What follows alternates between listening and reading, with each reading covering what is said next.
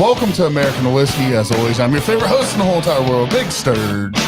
Over on the other side, as always, we have Dougie Fresh. What's up? Justice League. How's it going, guys? Peanut. What's up? Amanda Bryant. Hello. MyKala. Hi. Listen over to the show, by the way. And we've also got, for just a second, we do have our producer, Levi. So grab a beer, grab a whiskey, grab a wine, grab whatever it is you sip on. We want to sit back, have a good time. Hopefully you guys are excited for this episode. It's going to be a really, really good time. Something different that you may not hear about often. We will be talking about the history of women in the distillation world and brewing world. So we're going to sit back, have a great time tonight, and hopefully capture some good moments here, guys. So let's get started. All right, guys, before we get started, as always, Burned Out Winery. You can see it on the desk here. We're super close with these guys. They have some of the best wine in the world, frankly. I've had the best. It is the best. Hit the commercial.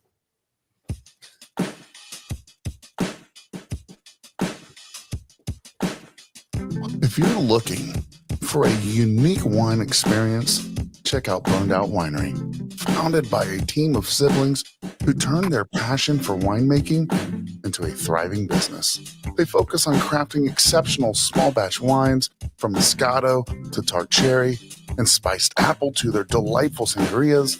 There's something for everyone.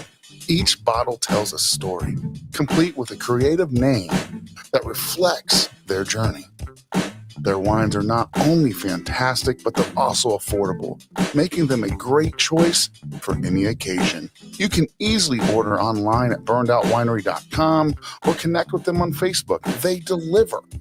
Whether you're local or out of state, they'll ship right to your front door. Support this hardworking team and savor the taste of Burned Out Winery. This is Big Sturg with American Whiskey. All right, guys. So once again, Burned Out Winery, the best. So, MyKala, I think the appropriate thing here is, I know you're new to the team here, but Yeah. I want you to introduce yourself again. And Amanda, I'd love it for you guys to both introduce yourselves real fast. Well, I'm MyKala. I'm the newest member of the American Whiskey team, complete with also Mama's, who just got into her cat sack. She is obviously, Sturge likes to call himself the favorite host, but like we all know it's Mama's. He could be second favorite because Lady Meowington reigns supreme. But I'm a distiller in Portland, Oregon. I've been distilling for about 8 years now, and I can't imagine myself doing anything else. Yes, girl. Awesome. Okay. So my turn? Yes. Okay.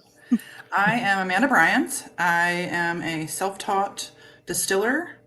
Some of you guys may know me from the Master Distiller Show or the Moonshiner Show on the Discovery Channel, which is something that I've been doing for the last couple of years. That has projected me into the legal industry. Kind of just am a gypsy distiller. So I travel around to all different states and I work with people in the backwoods. I work with people in legal distilleries and try to learn as much as I can.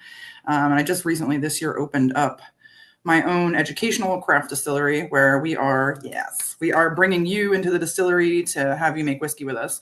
But we're currently building a location in St. Paul, Virginia, that is due to be open this year. And at the moment, we're just hosting classes at another distillery in North Georgia. So super proud of that because never thought I'd be doing anything other than roofing, but here I am chatting with all of you guys about the history of whiskey. So I am honored to be here. Thanks for having me.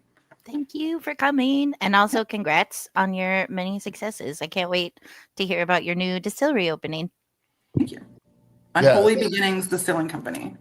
Yes. We are religious people. It's nothing to do with the building was a brothel, saloon, and a speakeasy. So the building itself has Unholy Beginnings, and that's where the name comes from. For anybody out there who's like, I won't come there now. It's okay. Yeah. The Holy Spirits be with you. It's okay. Don't come. It'll be all right. So the one thing that we've done since the beginning in the birth of American whiskey is go around the horn and talk about what we are sipping on. Amanda, would you like to do the honors? I have, and this is a newfangled contraption. It's H2O. Oh, wow. This is not moonshine. I swear to God, guys, it's water. I'm in a hotel room right now, and I've tasted whiskey all day today on 5 different stills. So I am just rehydrating now and drinking water, and I got some coffee over here. I was trying I'm to refining my palate by laying off of the Yes. heavy drinking so hard. Yeah, I was That's trying very to figure out before you said what it was, what the over under was on liquor or water. I mean, you guys can tell me. It's like plausible deniability, you know? That's another thing. Is Yeah. it liquor or is it water? MyKala, what are you sipping on? I am sipping on my company's Portland Dry Gin 33. It's our take on a London Dry with a little bit of citrus peel that just kind of adds a nice bright note to it. It's not quite as piney as some of the like harsher London Dries. Makes a really good variety of cocktails, Perfect. especially if you just drink it with ice. Peanut, you got anything down there other than H2O? Yeah, I got a little bit of Mountain Dew with some sort of salted caramel crown in it. Ooh, Okay. that sounds disgusting. But I was like, that is the hold on. We can't just gloss past that. That I do not. is pretty good. sometimes we try to mute him, but No, I have questions because I will always try everything once. This may have hit my limit. This might be the thing where I'm like, I don't know, dog. I know. No, Listen you to gotta it. try it. Don't knock it till you try it. It's really good. All right. I will suspend my disbelief until I come there and try it, but I have disbeliefs. I'm with I'm you. gonna I prove you refused wrong. to even try it earlier. So, Dylan, what are you sipping on? I'm not sipping on that. Thank God. I'm just going nice and easy with a natural light. Dougie Fresh. Also sipping on a natural light. I also have a little bit of apple brandy in front of me and some water. H2O. I've never heard of water.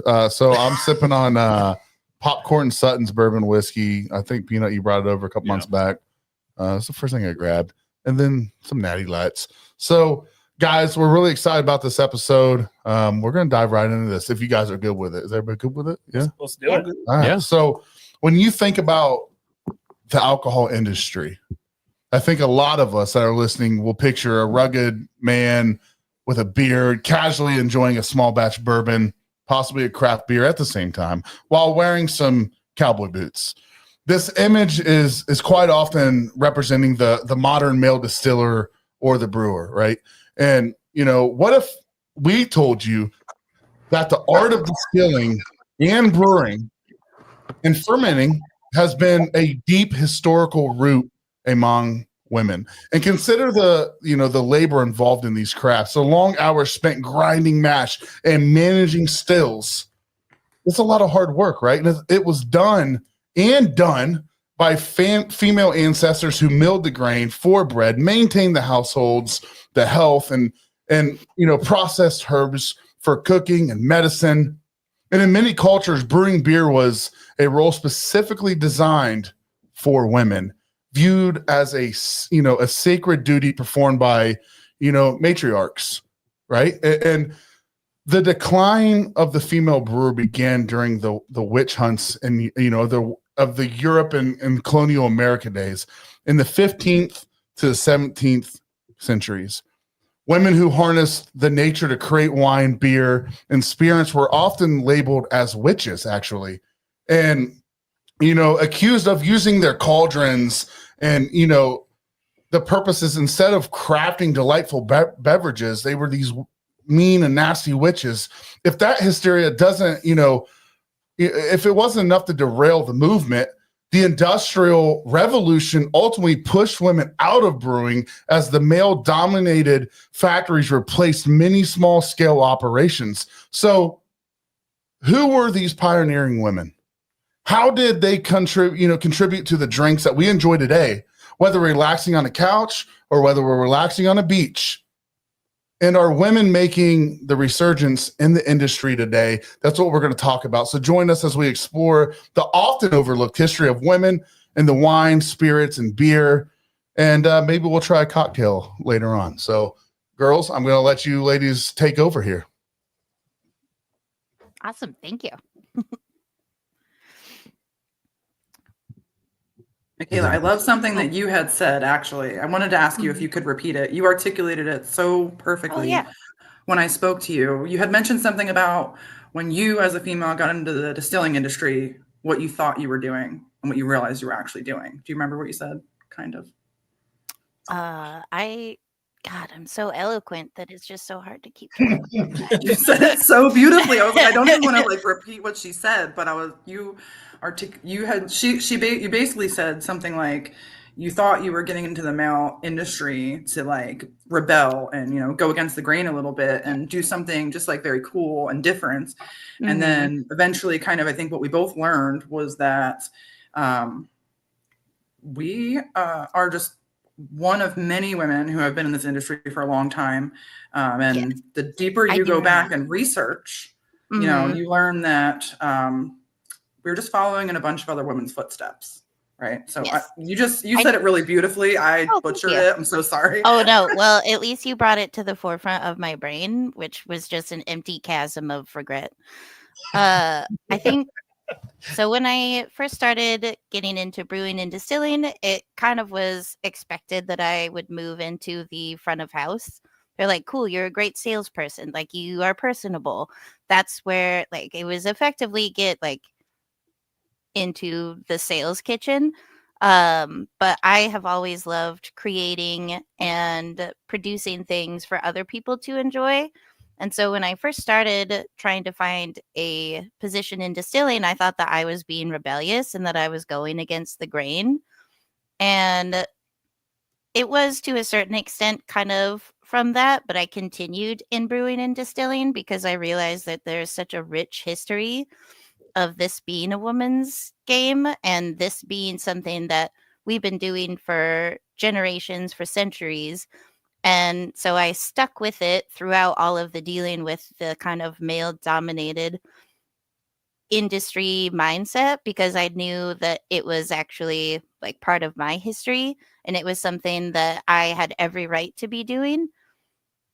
And just because the modern times doesn't recognize that doesn't mean that I can't persist and continue to highlight our own rich history. That's good. See, I told you guys she said it beautifully. Yeah. Really good with words. Yeah. I just wish I could remember what I say half the time. I'm just That's like, all right. And that's I all also- you coming from her. Yeah. I think it's interesting though, even though sometimes you don't remember what you're saying, everyone is listening to you. And so I think Amanda just hit that a few minutes ago. You know, a lot of conversations been had over the last few days, right? About this episode. And what you say is beautiful, right? I mean, thank you very much. I it's appreciate right on. that. Sorry, I didn't mean to interrupt. Impacts, right? Impact. Good. That's a good word. I also felt like I was kind of maybe rebelling a little bit, but I mean, I'm the type of person, if you tell me I can't do something, I'm going to do it tenfold. So I think the whole, you know, the moonshining, distilling on your own, being self-reliant, that was really appealing to me. And then the fact that when I really got out and realized that not a whole lot of women are doing this, I was like, well, I'm just going to show a whole bunch of women that they can do this too, you know, like, let's do it. And then exactly like you said, as I got more into the industry and learning more about, I love history, right? The history is what really draws me in, the American history of distilling, but also just researching a little bit of, just for this episode even, I learned a whole lot more things, which is so cool about my job is that I get to research and learn constantly. I'm a constant student, but just there's so many amazing stories. Like I literally, the coolest one that I found, but my favorite was that a modern day pot still or a direct fire still, right? That version of the distillation equipment, a pot still itself, was invented by a woman. And I did not know that until I went to reading recently. So Mary of Jewess, or Maria of Jewess, I think because she was Jewish, but the way it was spelled at the time was 2,000 years ago. She was an alchemist, and she was generally making aquavita, and she was really playing with metallurgy and trying to create gold, which was what a lot of alchemists at the time were doing. Yeah, that's her right there. But she created the trivicos, which is essentially like a modern day direct fire pot still. And it's a glass contraption that has fire underneath. And she was trying to harness nature, the distillation that naturally occurs in the Earth's atmosphere. So that was what she envisioned, and she tried to create that in a vessel of glass. And we currently still use the tribicose today in modern chemistry equipment. It's still a piece commonly used, but then renditions of that have been used all throughout time to distill everything. So I was like, heck yeah, a woman invented the pot still. Like, go Mary of Jewess or Maria of Jewess. I found both spellings.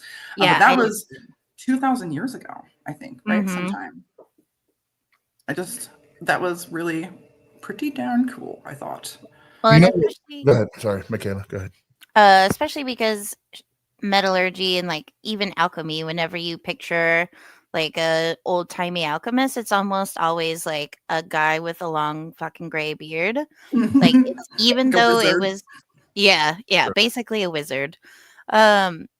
So much of historical references have been retroactively like man washed to kind of only highlight the men whose names are remembered, but so much of the homesteading and the taking care of stuff and the innovation.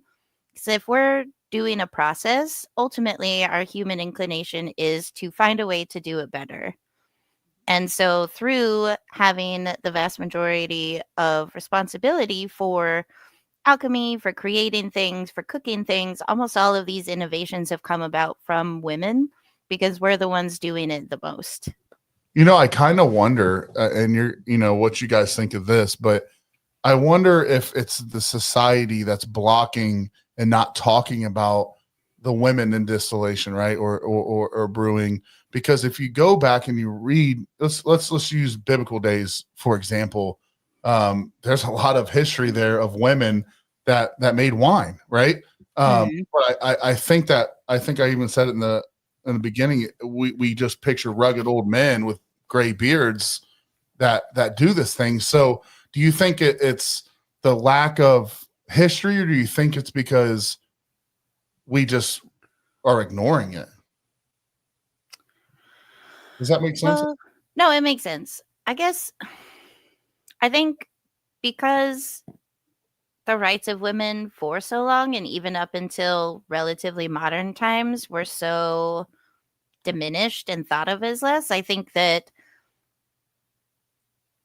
they focused on like highlights of men in the industry instead of looking at the vast majority of the women who were doing the things. It's like we got to find one man who did the thing so we can talk about it from his perspective rather than trying to tell the story of all of these women who were doing it all of the time.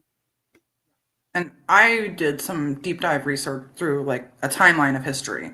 So if you retrace kind of chronologically women in distilling to what is, Eastern Europe at some point around, let's see, basically when they started burning witches at the stake, right before then, distilling or brewing was a rural woman or rural housewife's job because it involved keeping ingredients, keeping recipes, preparing them, patience, and waiting for fermentation to work off for several days.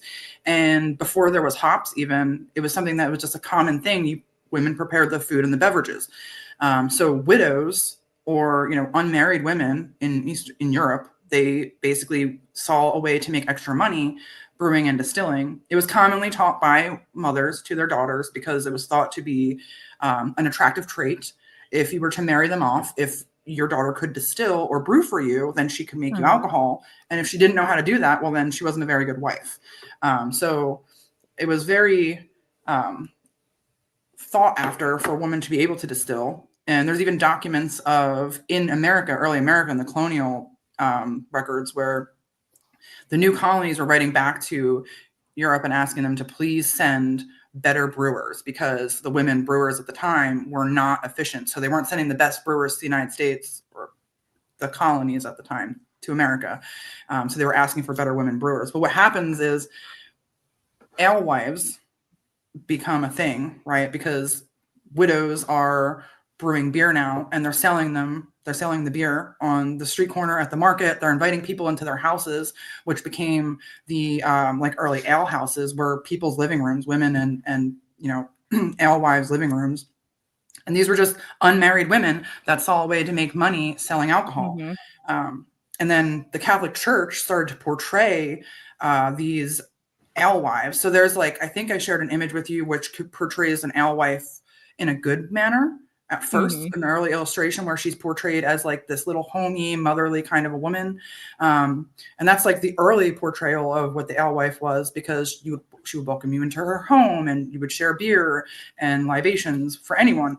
And then the Catholic Church kind of saw this as these evil women were luring you to steal men's money and get you to drink alcohol, right? So they started portraying this alternative image of what an alewife was, and she started to look more like a witch. She was Mhm. evil, she was not to be trusted, and that's kind of the Catholic Church made this imagery and kind of pushed it around a little bit in medieval times and shortly after that, because they're trying to steer people away from drinking alcohol. So they made alewives look like evil people, and there's a couple Well, images of that in there. Go ahead. even outside of just like alewives being like kind of these widowed women who then were forced to either find a husband or find their own means of survival. And especially the Catholic Church was not interested in having independent women who did not, they didn't need no man. They were not interested in having women they could not rule over. And the Catholic Church was also responsible for a lot of the wine industry. So they also fought really hard to eliminate any competition in their own alchemy or in their own like alcohol sales. It's another reason why absinthe was such a demonized spirit, is because the Catholic Church saw that this relatively affordable and easily accessible spirit was cutting into their profits. So they started making it more and more difficult for folks to find. But because it is so high in alcohol content, the rate of alcohol dependency was drastically increased. So when these like bohemians and these people who are used to being able to drink this relatively inexpensive liquor, now they're forced into finding something else. And through their withdrawals, they would actually experience the DTs. And that is actually where the kind of fallacy of hallucination from drinking absinthe came from. It wasn't because you were drinking absinthe, it's because you couldn't drink absinthe because it was taken away from you. So it was just the withdrawal symptoms that were leading to these hallucinations. It wasn't the alcohol itself. Interesting. I had never heard of that. That's very interesting. Yeah, the false science behind wormwood and its hallucinogenic and kind of like deadly properties were conducted by scientists who were paid off by the church. And the lab studies they did were using like an essential oil of wormwood, which thanks, mamas. The chemical that's in wormwood that does it, dude, she tugs on this like at least once an episode. It's just like, Leave her alone. Just leave her just alone. trying to snap my neck. I was leaving her alone. I was giving her nice pets. I just But thujone, which is a chemical in wormwood that is in fact deadly to humans, the concentration used during the lab studies versus the concentration that is actually found in absinthe is so drastically less that it was basically like a false study. They were just using it to further their own propaganda, and that's why absinthe was rendered illegal. And it took until, I think, late 1900s, like I'm thinking like 70s, 80s, before chemical analysis was able to determine that the levels found there are actually not poisonous to you, and then we could import absinthe again. That is an interesting history on absinthe. Yeah, I learned that when I was researching for the absinthe episode I did. I was like, well, tell me about this so I don't fucking kill myself.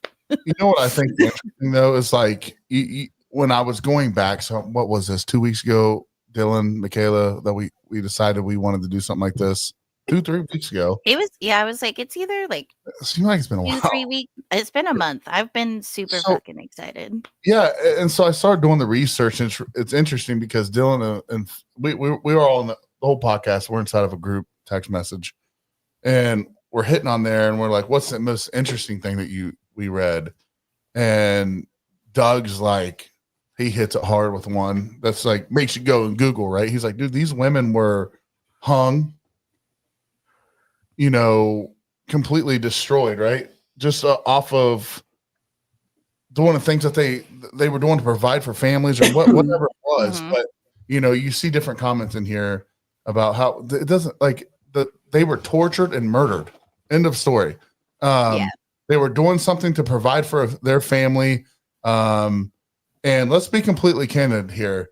When was the women rights movement even? I mean, we're talking 1900s. We're like in the 19s. That's really fucking sad, right? So Mhm. everything prior to that is not hard to believe. It's so believable because women were looked down upon so poorly. And women are out there doing what they can, Mhm. and then they're hung, right? Or Right. Burned. it's whatever. just fucking crazy to me. Yeah, there was one comment I'm scrolling up for that we kind of touched on, but like women being viewed as property and that sort of like independence where they were unmarried, luring people into their home to like take money from them. It's like that whole view of, well, you can't own things if you are a thing to be owned. Right. I think it's the same thing when slavery was going on, which that's a whole nother episode, right?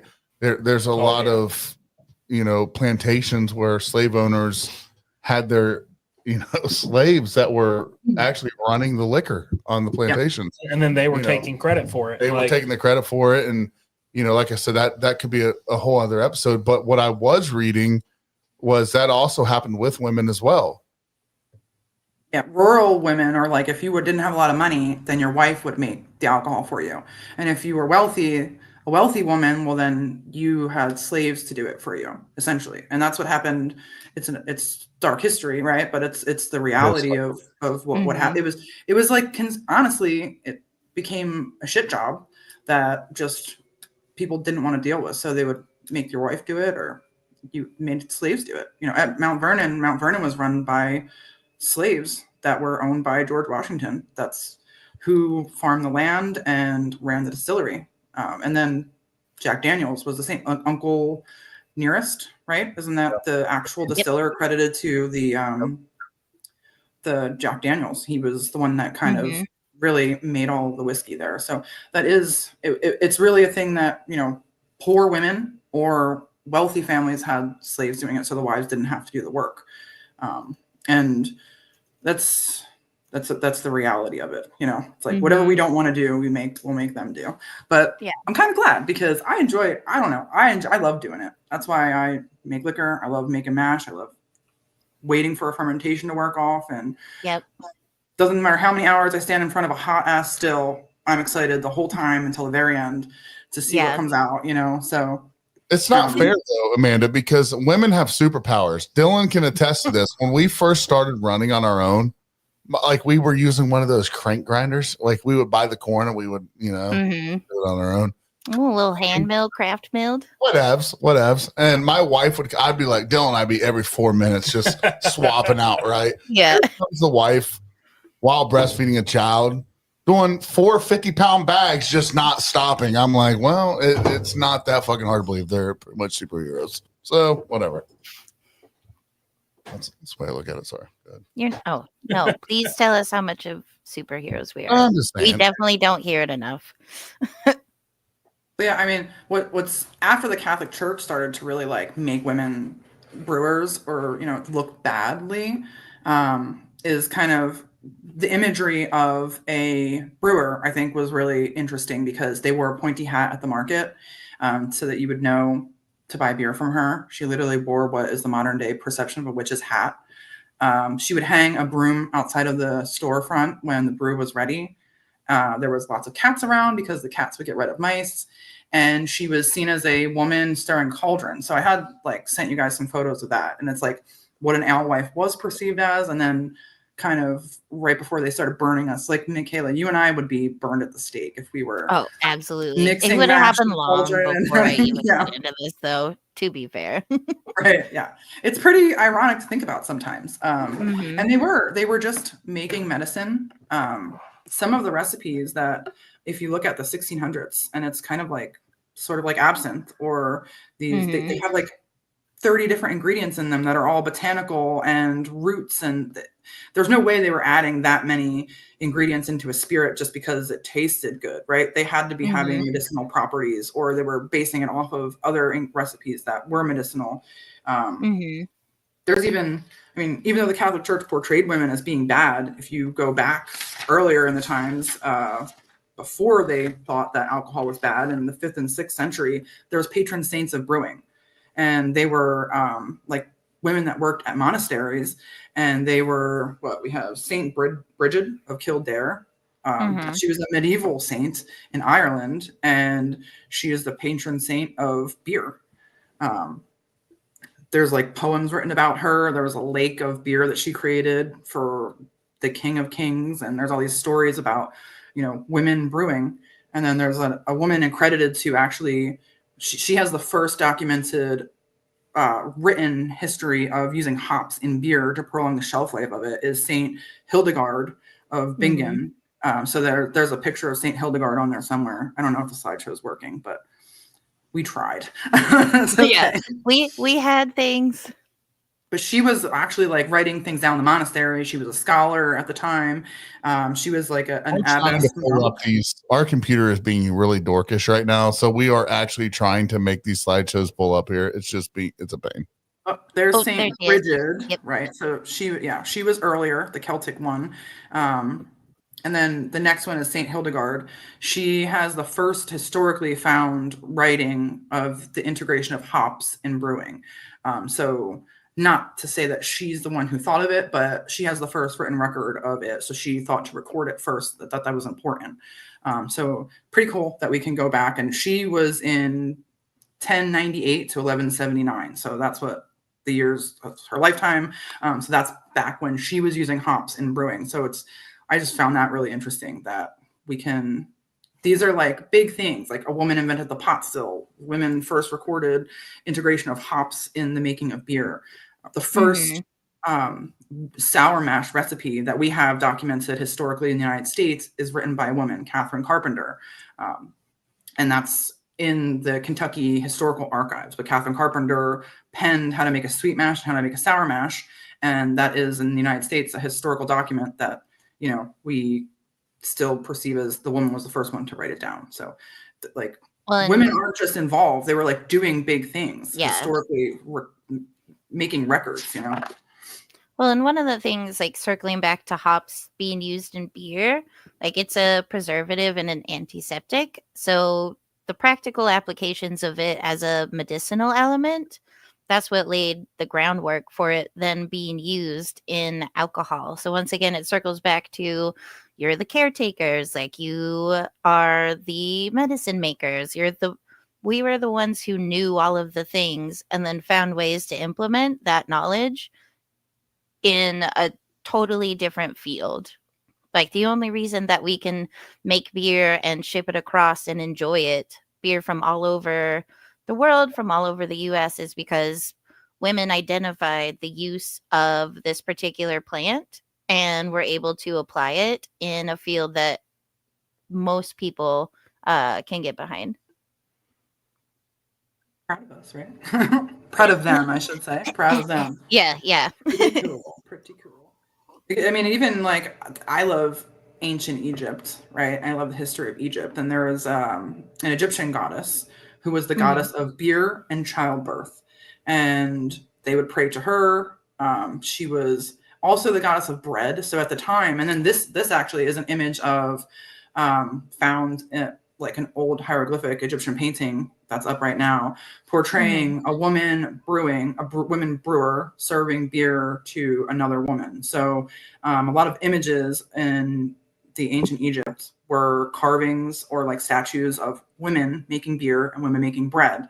And they would make the bread, and and then use the bread to make beer, because they didn't have enzymes. They didn't have the understanding of using a malted grain back then. So by baking the grains into bread, they were converting and breaking down the starches, and then they were able to ferment the beer more easily by mashing in with the bread that they baked. So this goddess was the goddess of bread, childbirth, and beer.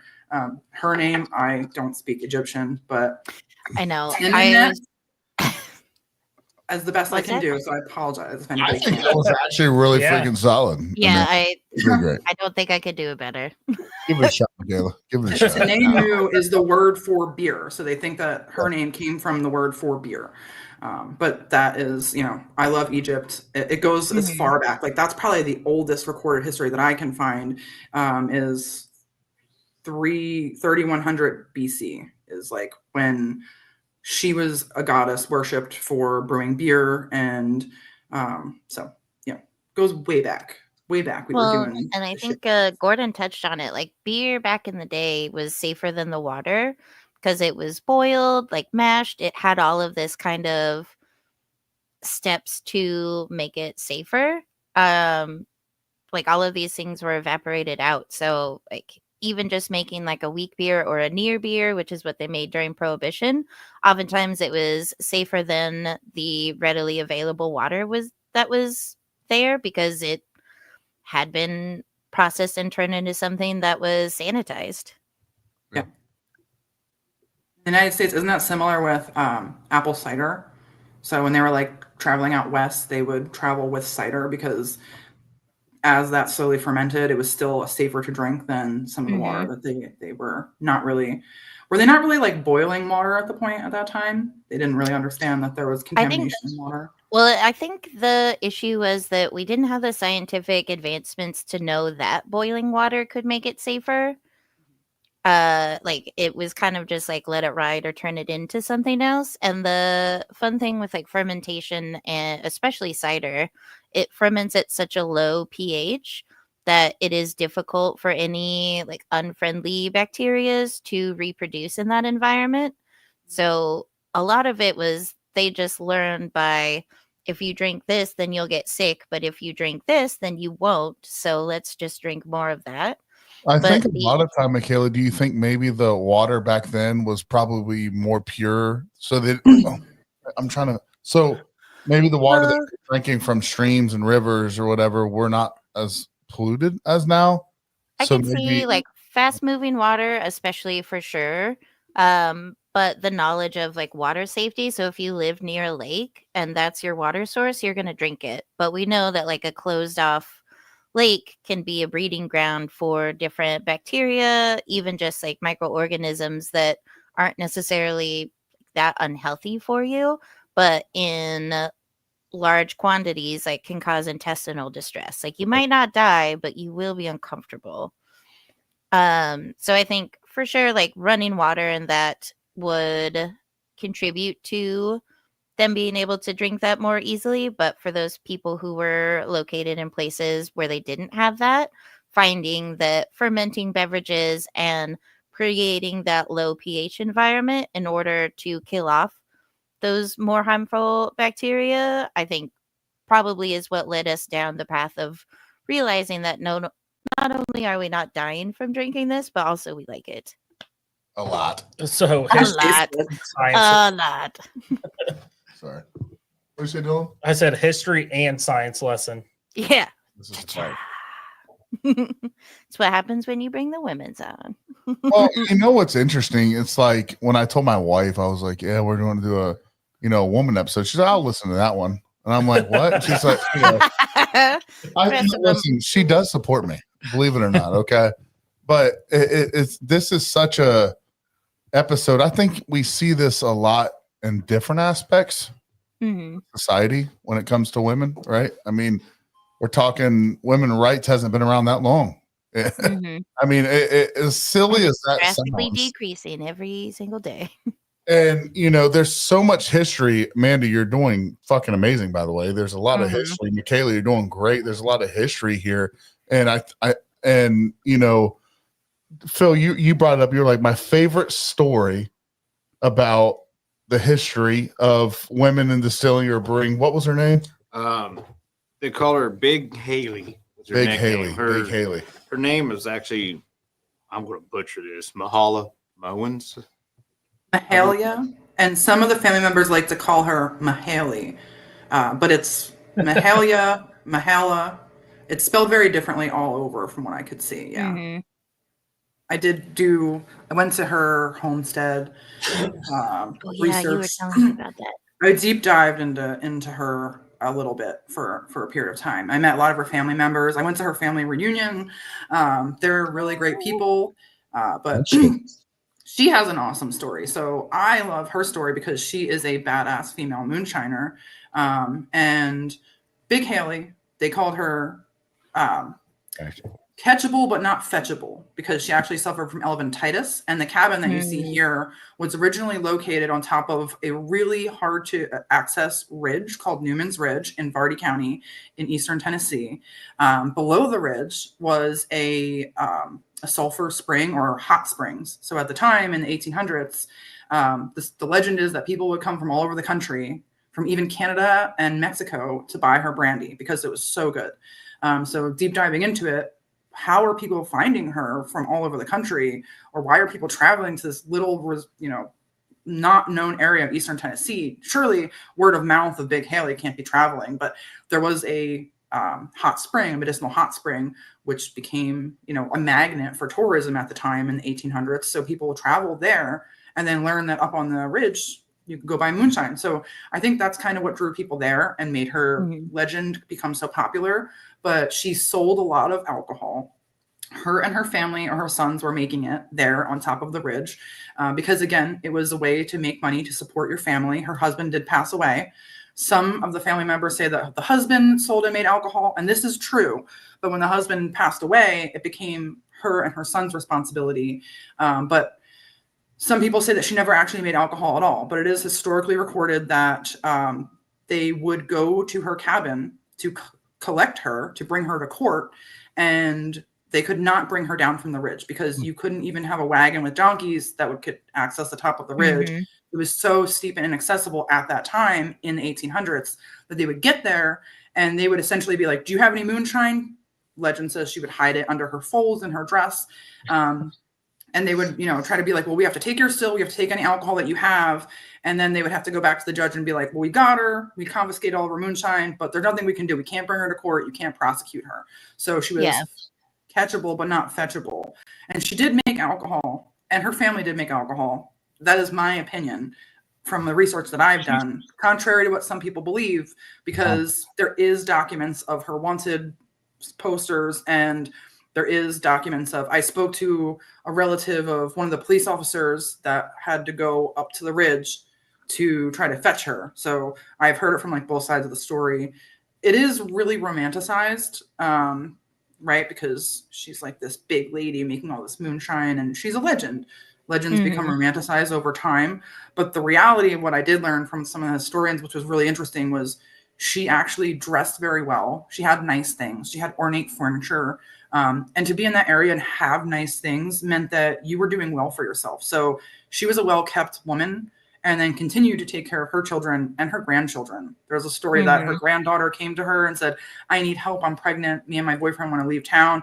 And she went into a mason jar, and took out gold pieces and gave it to her granddaughter. So even, years later, she still had money laying around. So she must have been somewhat successful making alcohol and selling moonshine in that area. And that's the truth that I can determine, is that she was successful doing it. And I love her story because she's badass, And I'm sure back then, like you said, she had gold. They would take payment in any form for their moonshine.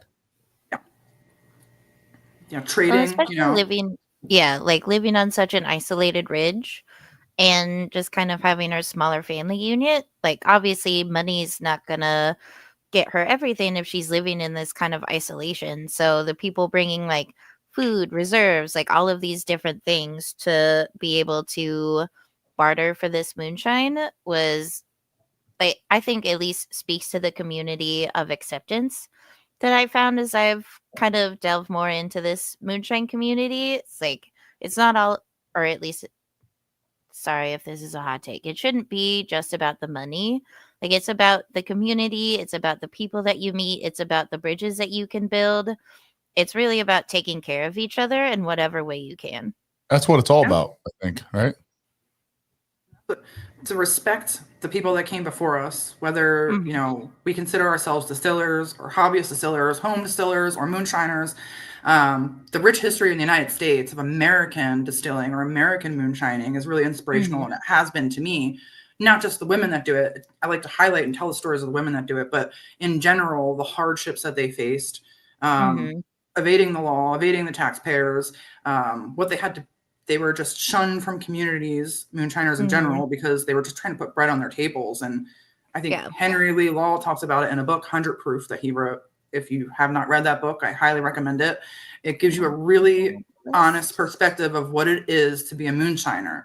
So a lot of people will say put moonshiner in their name, say that they're a moonshiner and they're proud of it. But to read that book and get an honest, like a real perspective of just how hard and just how shitty it really was to be a moonshiner, it's eye-opening, it's enlightening, and it changed my perspective and gave me even more respect for the people that came before us and what they were really dealing with, what it was really like to make moonshine. You lost your house, you would lose your family, you lose everything you owned, you were in jail numerous times. It was not a very cool thing, and it was actually an insult to be called a moonshiner. Today it's very different, but again, another important part of, I feel like, American distilling history is what it was like, and for women to do it, right?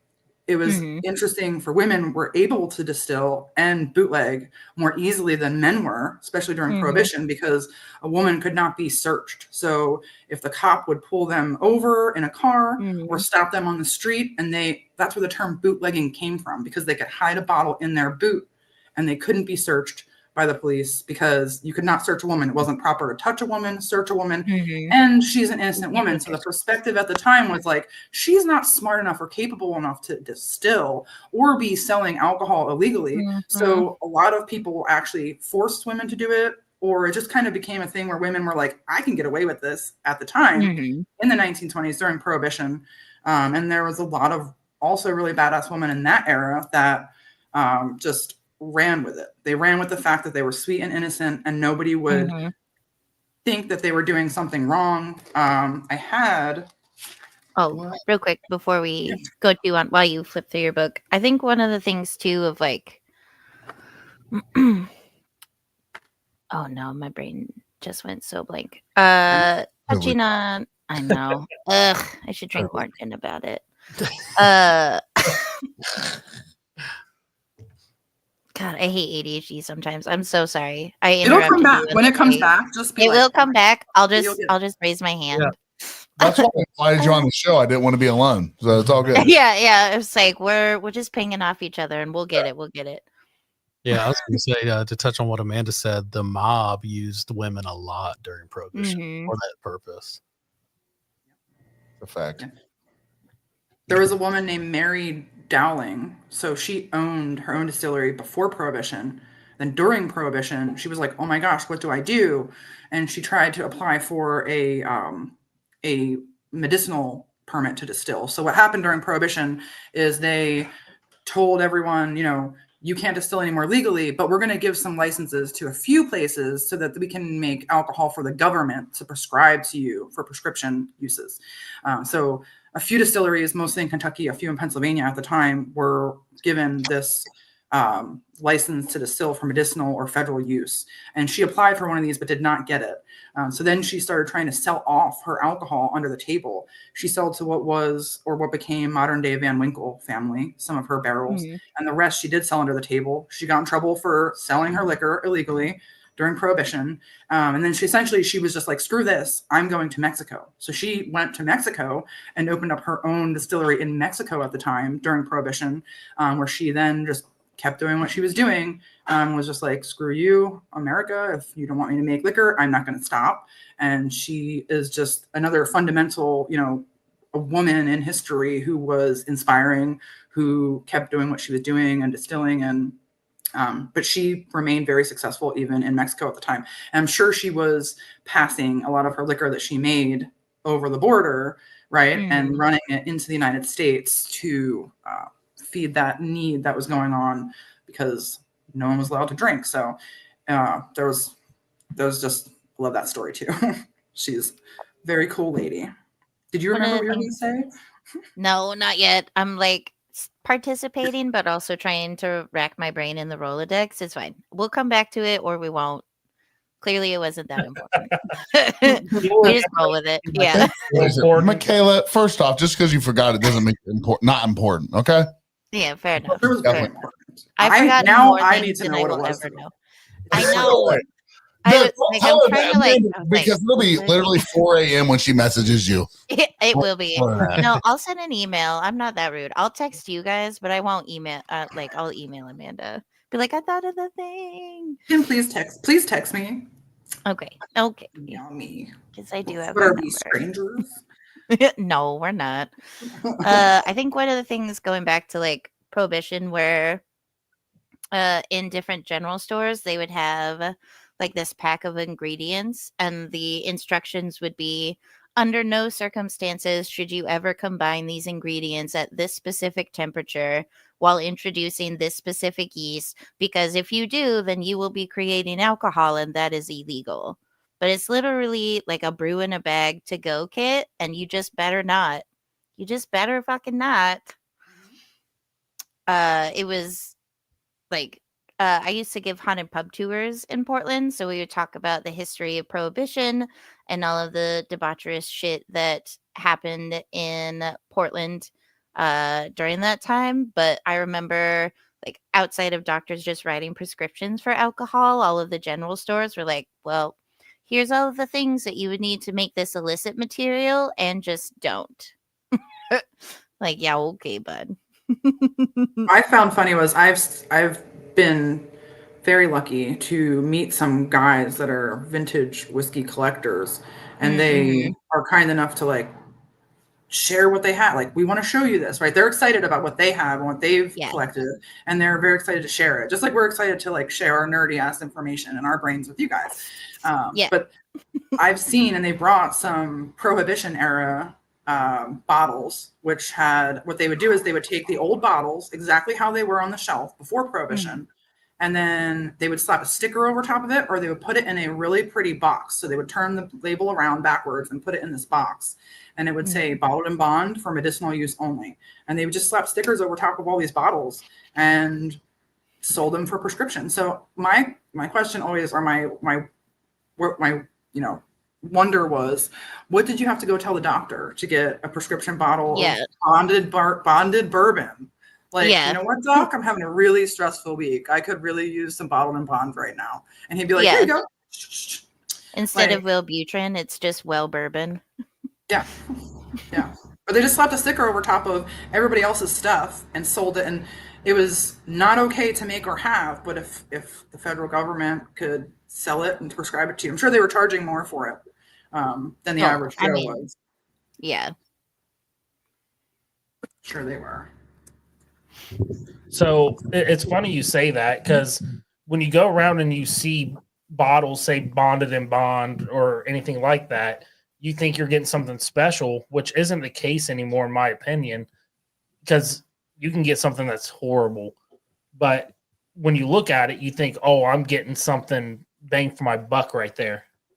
Well, the kind of history of bottled in bond is during the height of kind of like widespread alcohol production. There were no I was just saying I love this girl, but I'm dyslexic and pointing the wrong way. Dude, every time I try and point to Mama's when she's like behind me, I'm like, nope, other one. Nope. So during the height of like widespread alcohol production, you could basically put anything into it. People were using like tobacco to cover alcohol or to color it. They were putting chemicals. Part of the kind of like somewhat fallacy behind like early distillation runs will make you blind. Well, a lot of that was because people were engineering and building their stills from non-food grade materials. They were using like old car parts and other shit. So a lot of those heavy metals would be coming out in the beginning of your still. Like methanol will give you a headache, but the concentration that would be required to like fucking kill you or make you go blind is virtually impossible during fermentation and distillation of a natural grain product, kind of just in general. So the like moonshine will make you go blind was because they were using substandard still building materials. And that was another point of like, this is why alcohol can kill you. It's like, no, just people who make stills out of dumb shit can kill you. Yeah, it's like Like radiators. Yeah. No, like literally you joke, but like what a radiator cools your fucking engine, so why would it not be a good cooler for a still?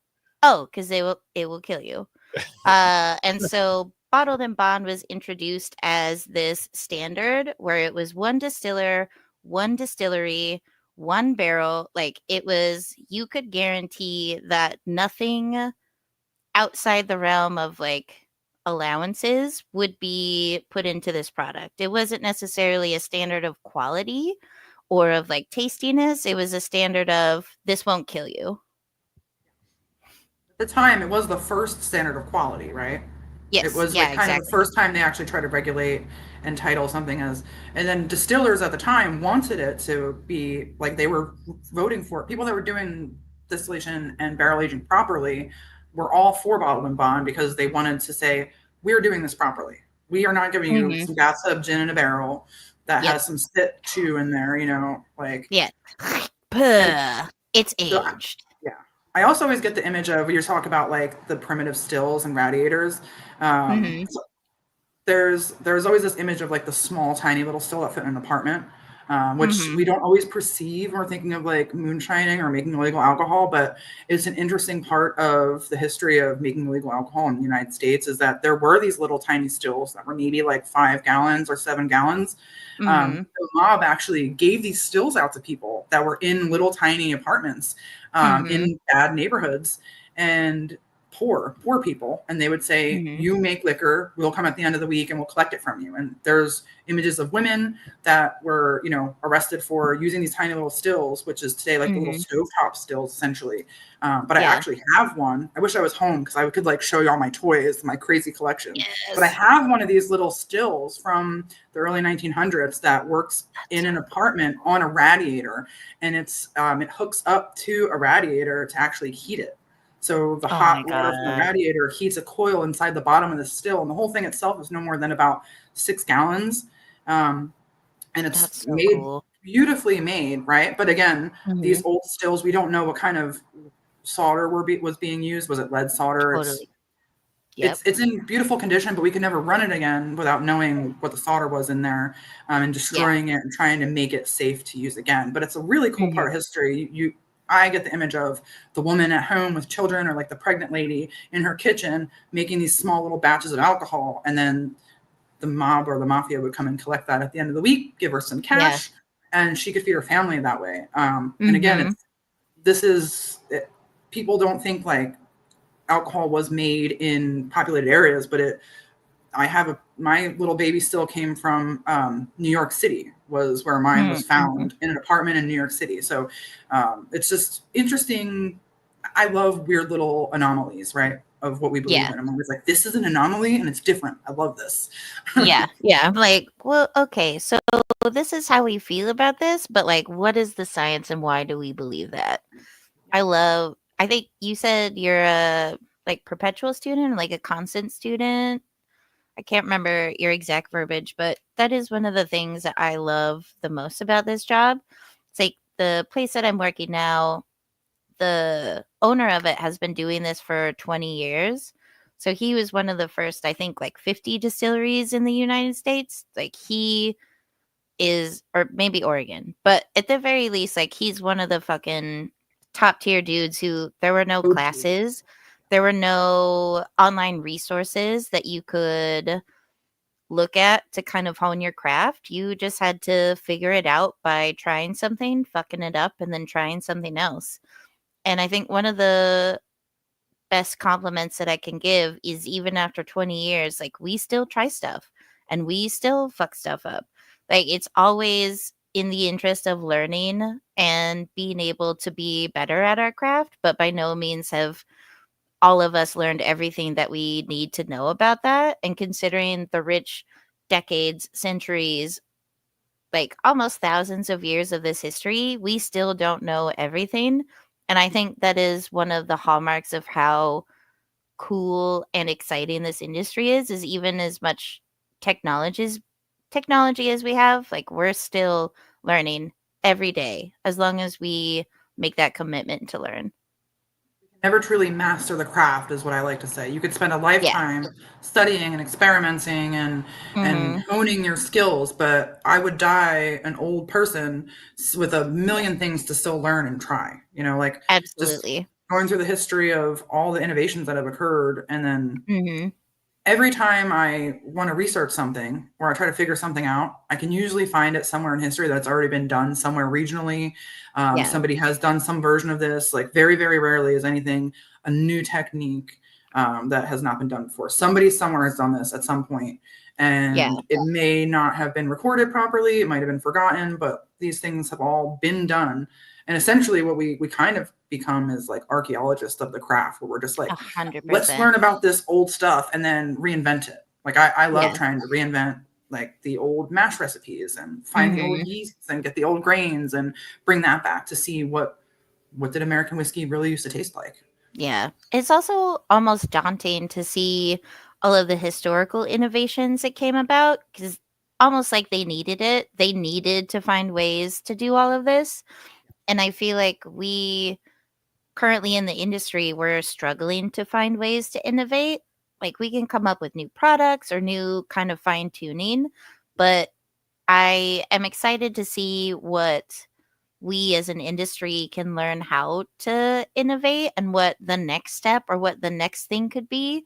So, like you said, it's all refining what we've learned from the past, but I want to see what we can do and what we can bring for to the future that future generations are then going to use as their learning experience and then refine from there.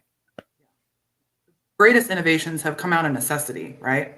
All Mhm. of them. Even like a thumper, you know, Yeah. that's an innovation out of necessity in order to make a mash and do a doubling run more quickly and get out of the woods. Mhm. Just all things are innovated out of a need for something. So if we can try to find like what's a big need that we have right now, then we can try to solve that problem. Exactly. But Like, what do you're we right. need now? Yeah. Yeah, you're right. It's hard to innovate at the moment because most has already been done, but you got to find the need, and then you can figure innovation out. Well, and We can even do just this. talking with you about the like unholy beginnings, you're in this historical distillery. We were talking about like everything is kind of as hands-on as possible, and to try and find a way, like we have kind of everything we need. No matter where you are, you can order stuff online. You can have a still maker make it for you. Like we're not even having to innovate our own stills. What the first distillery I worked for in production, one of the owners, he hand hammered all of the copper tops to the stills, and I just thought that was a really amazing part of our story. Is like out of necessity we created this thing. It was based off of designs and shapes that were very much used, so it wasn't like a re-innovation. It was just a hallmark of craftsmanship and a dedication to flavor. But how do we find the thing where like we need to come up with it? Like how do we find ways to implement flavor? Like maybe it's fermentation, maybe it's different yeast strains, maybe it's different grains. Like how do we find the ways to innovate that aren't just variations on what we've learned before? It's the big question. Yeah. Everybody's trying to do Who it, but knows? Yeah, we're trying. hard to like remake the stone wheel. You know, Mhm. is that an expression? That sounds like one. Yeah, yeah. No need to reinvent the wheel, but Yes, like, thank you. what if there were a better Awesome. wheel? So I got a question for both of you. What is the biggest challenge you found becoming distillers? Ooh, that's a good question.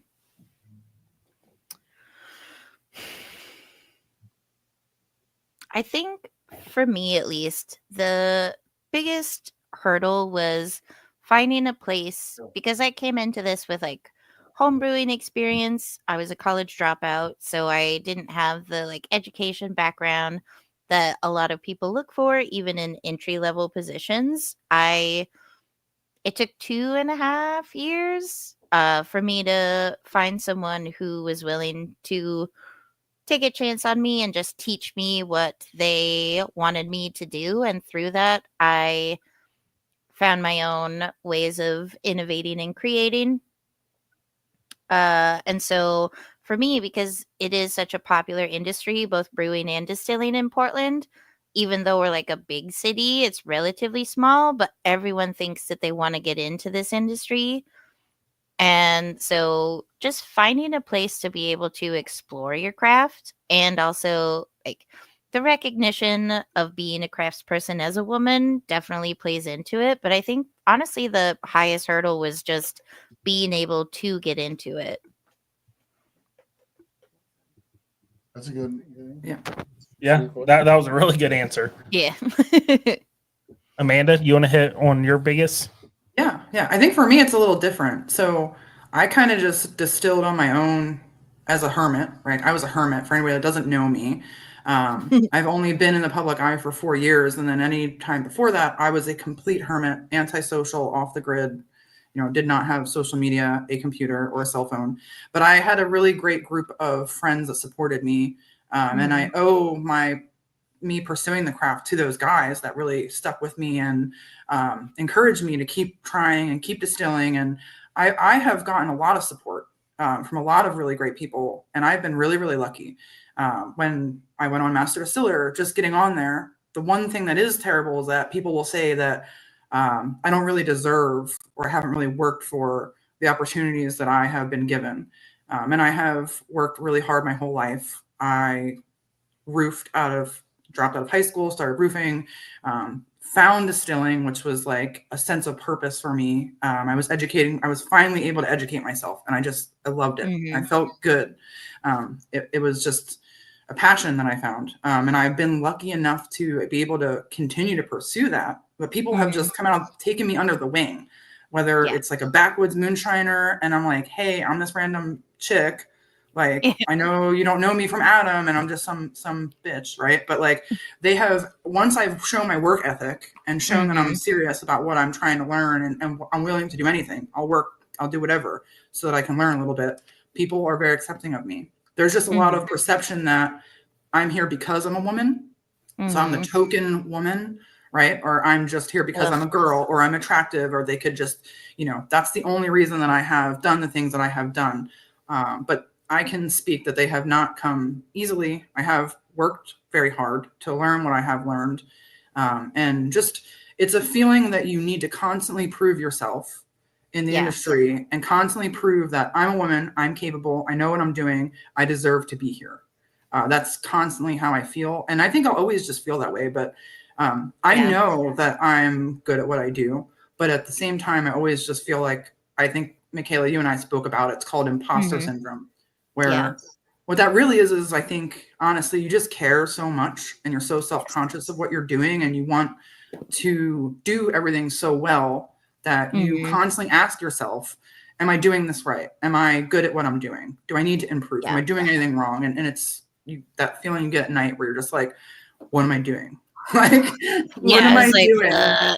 Imposter syndrome. Yeah. Well, and you cut. Oh, no, go ahead. I'm sorry. Just a real quick. Of course, make it quick. Yeah, we definitely. I didn't apologize this time, at least. That's true. That's true. I did it. I'm learning. Definitely speaking on the imposter syndrome, but like also being a woman in like a currently male dominated industry, like there is that need to prove yourself. And I have had the privilege of working at 5 different distilleries in Portland, because I go where the jobs are. And I've also worked at a brewery that had 0 technological advancements. So like when mashing in, we started with a fucking paddle. And I started as a delivery driver and a keg washer. Like, you always have to be willing to start at the bottom, show your work ethic, show your dedication, because there's such a high bar of being taken seriously, where I've never balked at having to do all the bitch work, all of the shitty, fucking disgusting, gross ass jobs, because I want to do this for the rest of my life. And I have no problem showing that I can do it. Not even that I'm willing, but I can do it. And so you start at the bottom, you do all of this crap stuff. And even when you get to a point within your own company that you have established yourself and respected, as soon as you go somewhere else, there, like, you immediately start from the bottom, regardless of what you've achieved. You immediately start at the bottom of consideration.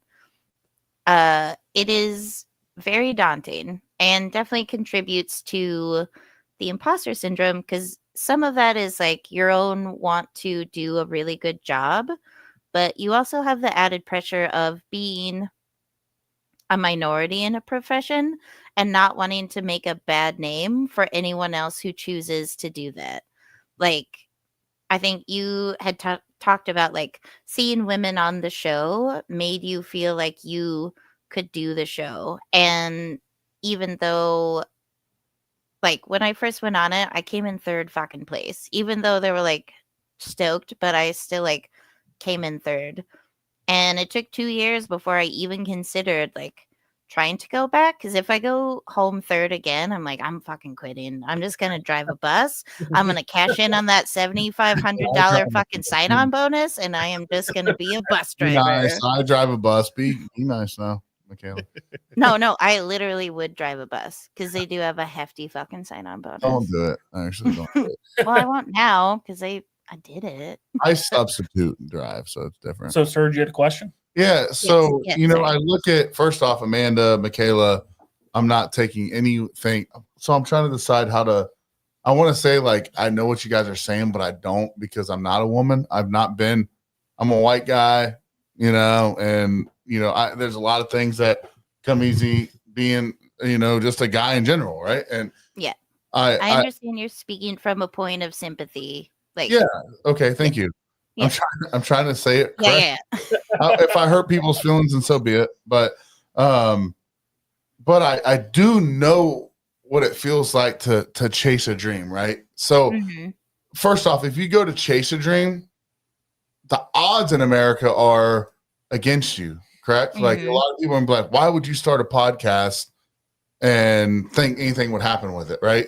You know, do you know how much money that takes? Do you know how many people are not going to listen? First off, the first 8 years I did it, yes, I know how many people are not going to listen, and I know how much money I'm putting towards it. My wife reminds me of this. And so She will great never woman, leave. by the way, best woman I've ever known. But what do you do, right? You still grow and you continue to do it. Why do we do it? Well, it's because it's something that we love to do. It's something that every day we wake up and go to our 9 to 5, but at the end of the day, you still have your after 9 to 5 to chase that dream still, right? You still have some time of the day to go do what it is, whether it's full time or whether it's not. You still have some time in the day to go make it happen, right? Phil and I are going to be up at 4:30 in the morning. We're going to go do what we have to do, but at the end of the day, we're still going to come here, right, Phil? We're still going to do the things that we're dreaming to do. So my question for you guys, with everything, being a woman, being, you know, a distiller, which is, those two words don't seem to go together as often as they should. And so my curiosity is, when did you decide, okay, I know I like to distill. I know it's probably not the norm, but today's the day that I do it. What took, you know, Amanda, you said that MyKala kind of helped you push that, right? You saw her on the Master Distiller show. And so, you know, it gave you a lot of, I guess, strength. Would that be the word? Like, strength to do that? So, yeah, I was always like a goody two shoes, and to distill for me is obviously you're breaking the law. It's something illegal. It's sort of taboo, but was interesting. And I liked doing it, but people had come before me and normalized it on those TV shows. As silly as it sounds, and you can say what you want about the Moonshiner show, I will ferociously defend Master Distiller, because that is a whole bunch of people who have never been on television, and they are not actors. None of us are actors. I think if you see me here, like, I'm not an actor. I'm not an actor on the Moonshiner show. I'm not an actor on Master Distiller show. So it's nerve-wracking. It's hard to be on camera, but they are there doing what they're doing, taking the risk that they could look stupid or make a mistake in a competition. And it's so hard. It's so nerve-wracking. And everybody that does it is like commendable in my book, because you can say you make great liquor, but to actually put yourself out there, for me, no one had ever tasted my alcohol before other than my friends, and I just assumed they're being nice to me. So I was shitting bricks and shaking in my boots like a little leaf, and I would go outside and I would cry in between filming breaks, and I was like, oh my God, I messed up, I shouldn't be here. But people that came before me normalized it for me, and I said, well, you know, if these people can do it, if these women can do it, I can do it too. And that was a big part of the reason that I had to try to like put my big girl panties on and get out there and try to just stay on the main show and get over the fact that like I don't really want to be in the public eye that much. That's why I don't do a lot of podcasts. I actually get anxiety every time I have to go on camera and shoot Discovery. I break out in rashes. I call them my filming rash. I get nervous to do a podcast. And once I get in here, I'm fine. Like, I'm a perfectionist, but in your mind, you think about it.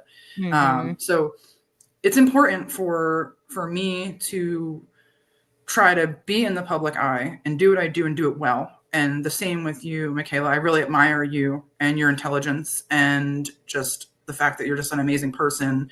But you're like killing it in the distilling industry. And I hear you speak and you're so intelligent and you're so knowledgeable. And I'm like, damn, like I try to learn something from every person that I meet. And I know you guys have also said that it's not like women and distilling doesn't seem like something that goes together. But recently what I found is there's a shit ton of women distilling right now. And it might not be a common thought. I didn't mean it like that. What I'm saying is I felt like didn't think that. Yes. Yeah.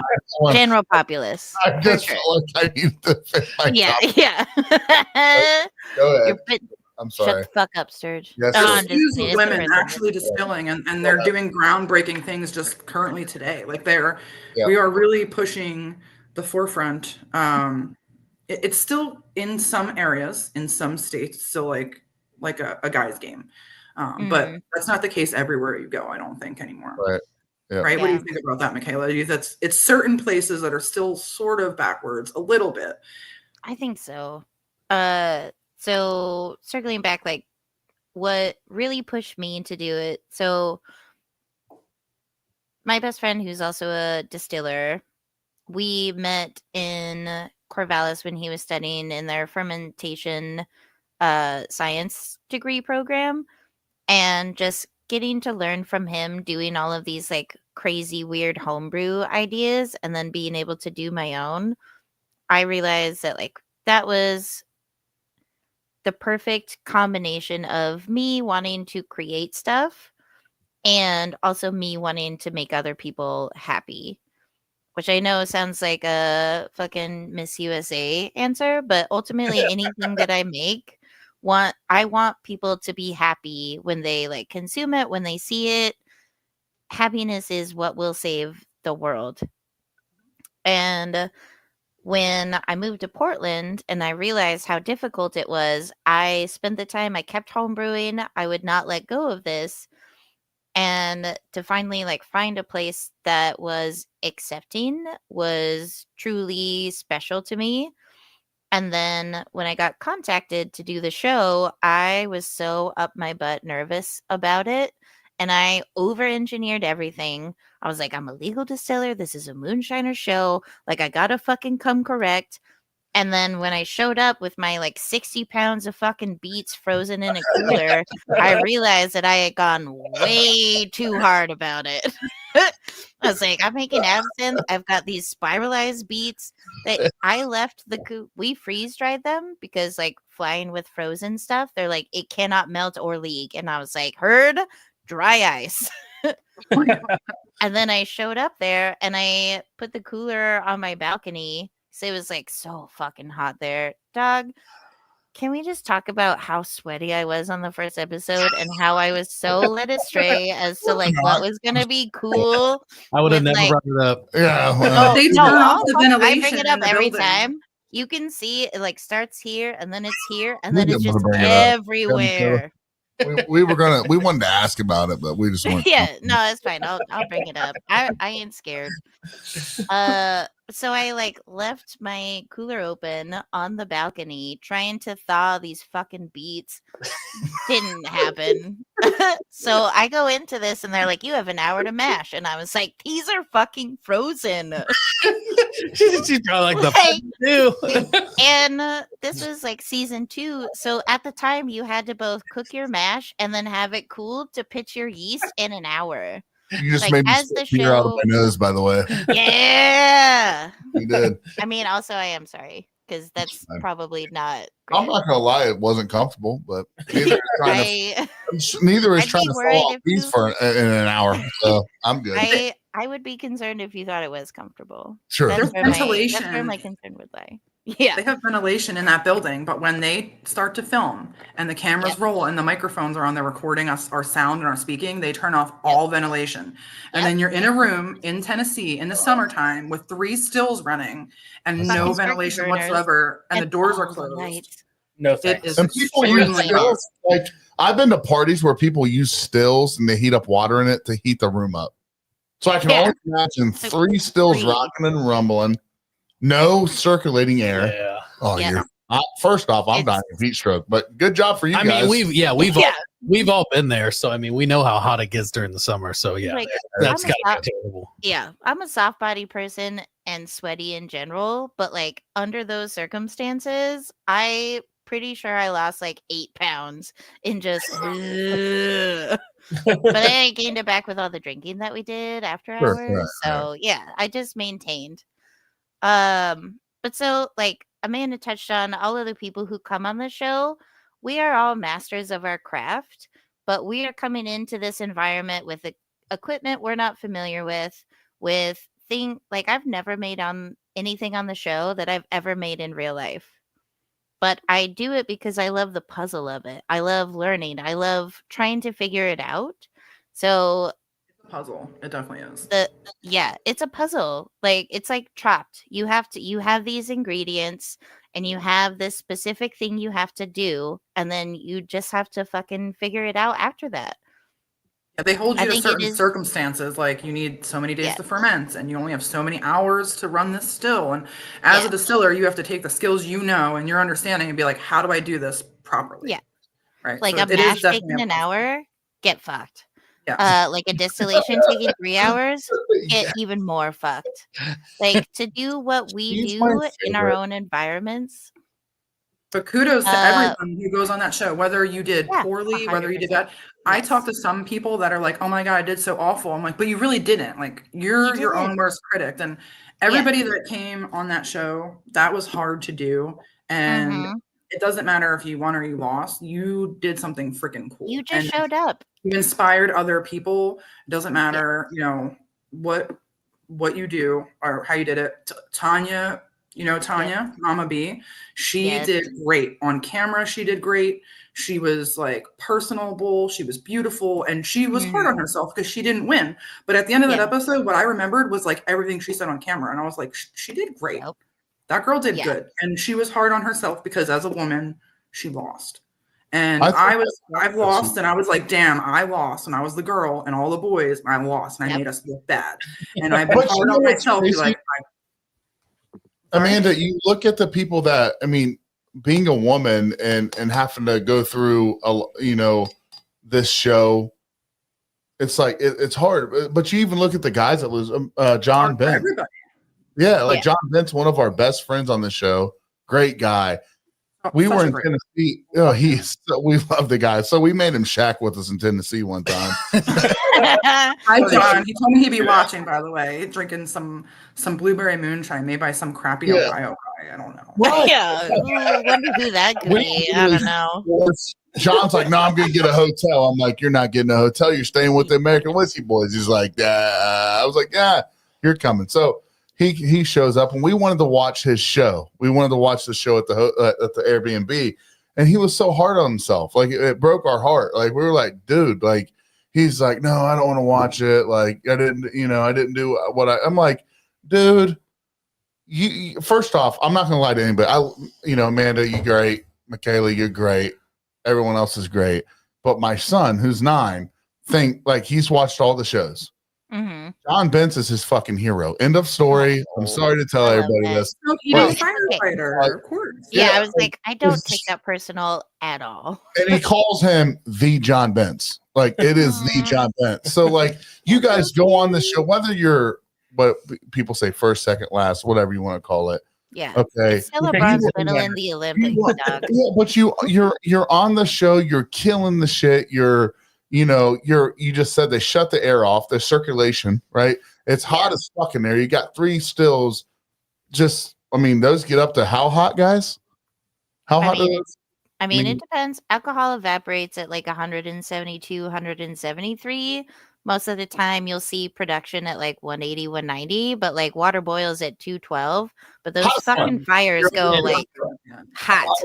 Yeah, I mean that environment itself is Yeah. enough to put someone in a whirlwind. Not to stress. mention, the stress, their conditions. It's just everything. But what I realized, sorry. No, and just like what Chris Salmons touched on, he made a comment on here. It's just almost you win in the end. It's extra is. respect. You guys have done what you need to do. Well, you look at those. You've killed it. How many people applied to the show, right? There's a lot of people So many. that are offered to come to the show, which we've talked to a couple of them that they end up not going, right? No, and that's no disrespect. It's okay. It's okay. Yeah. Not every, it's not a fail in life. It's not, but it gives you that much respect for the ones that do. Whether you win, you lose, what you call lose, nobody's losing that show. No. First off, you're out there, you're giving it what the fuck you got. You're dealing with the climate and the situation, and whether your beets are frozen and you just didn't, And you're just sweating your fucking balls off. But Well, I think so going back, I was like, cool, I did the show. I'm never fucking doing this again.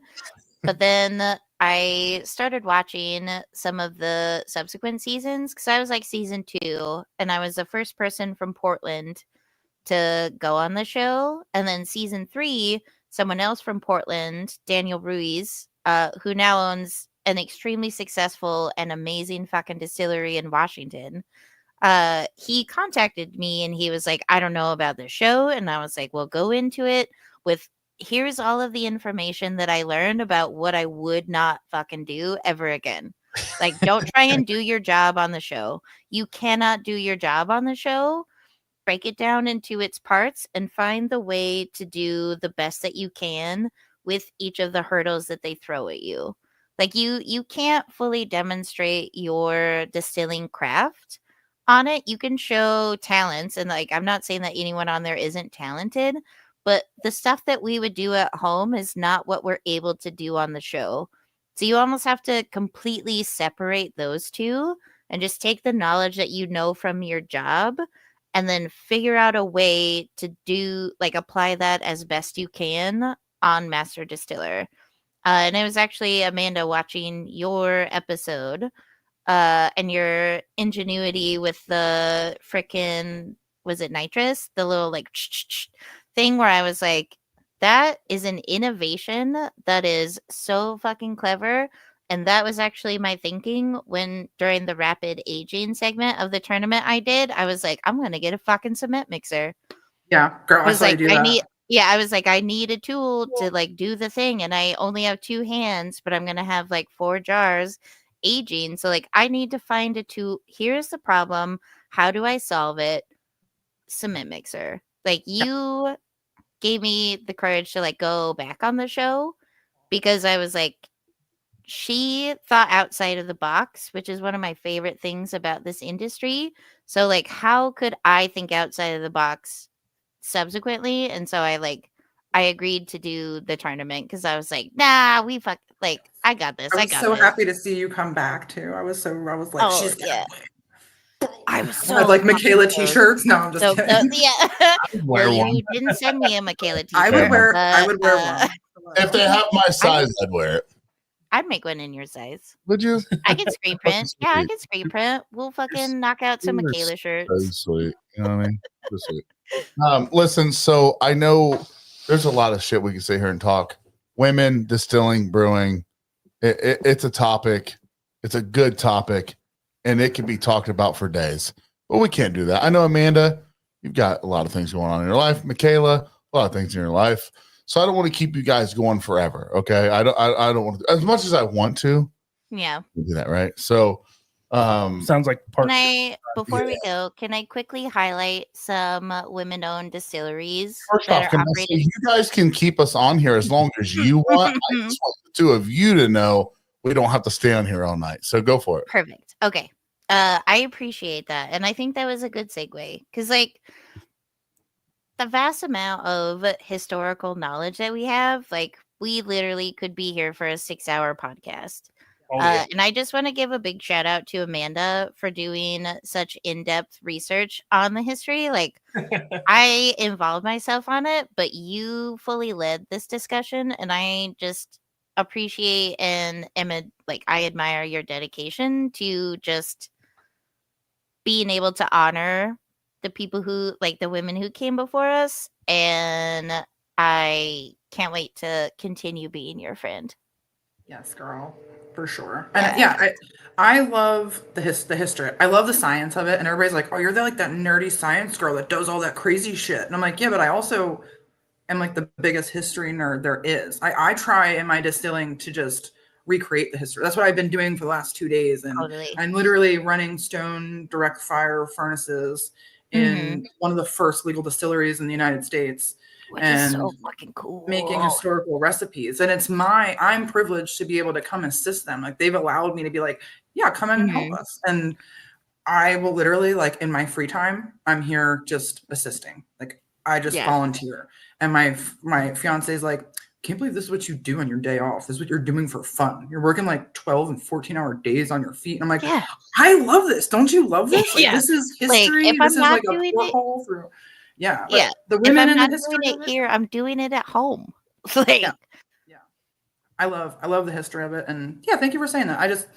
To me, when you wanted me to talk about women, and I want to pay respects to the women that came before us that we might have forgotten about, because they did awesome things and they led the way for us to follow in their footsteps. And like you had said from the very beginning, we can circle back to the beginning where we thought we were being rebellious and going against the norm or the grain and trying to be a woman in a male dominated field. But what you quickly learn as a woman in the distilling industry is you're following in a ton of badass women's footsteps. And that makes me proud to keep doing what I'm doing and showing other women that it's badass, and not just women in general, just like anyone in general, man, woman, whoever you are. It's not even just distilling really either. It's like whatever that scary thing is, that thing that scares you that you want to do, you should just do it. Because I did not think I would be doing this in my life. It's just something I liked. It was really scary to pursue this. And everything I do, every time I work at a different distillery or I approach a different job, and I kind of like scab and intern and just volunteer all over so I can learn a bunch of different things. But I get nervous and I get worried and I think about it a lot. But it's always really beneficial in the end to do that scary thing. And I don't care if my dad used to say, I don't care if you're shoveling elephant shit for a living, be the best damn shit shoveler. Hell yeah. And I didn't really understand. I didn't really understand that as a kid. But then as an adult, I'm like, okay, that was really good advice, because it doesn't matter what you're doing. Just try to be the best or just do a good job. And you're going to progress. You're going to progress.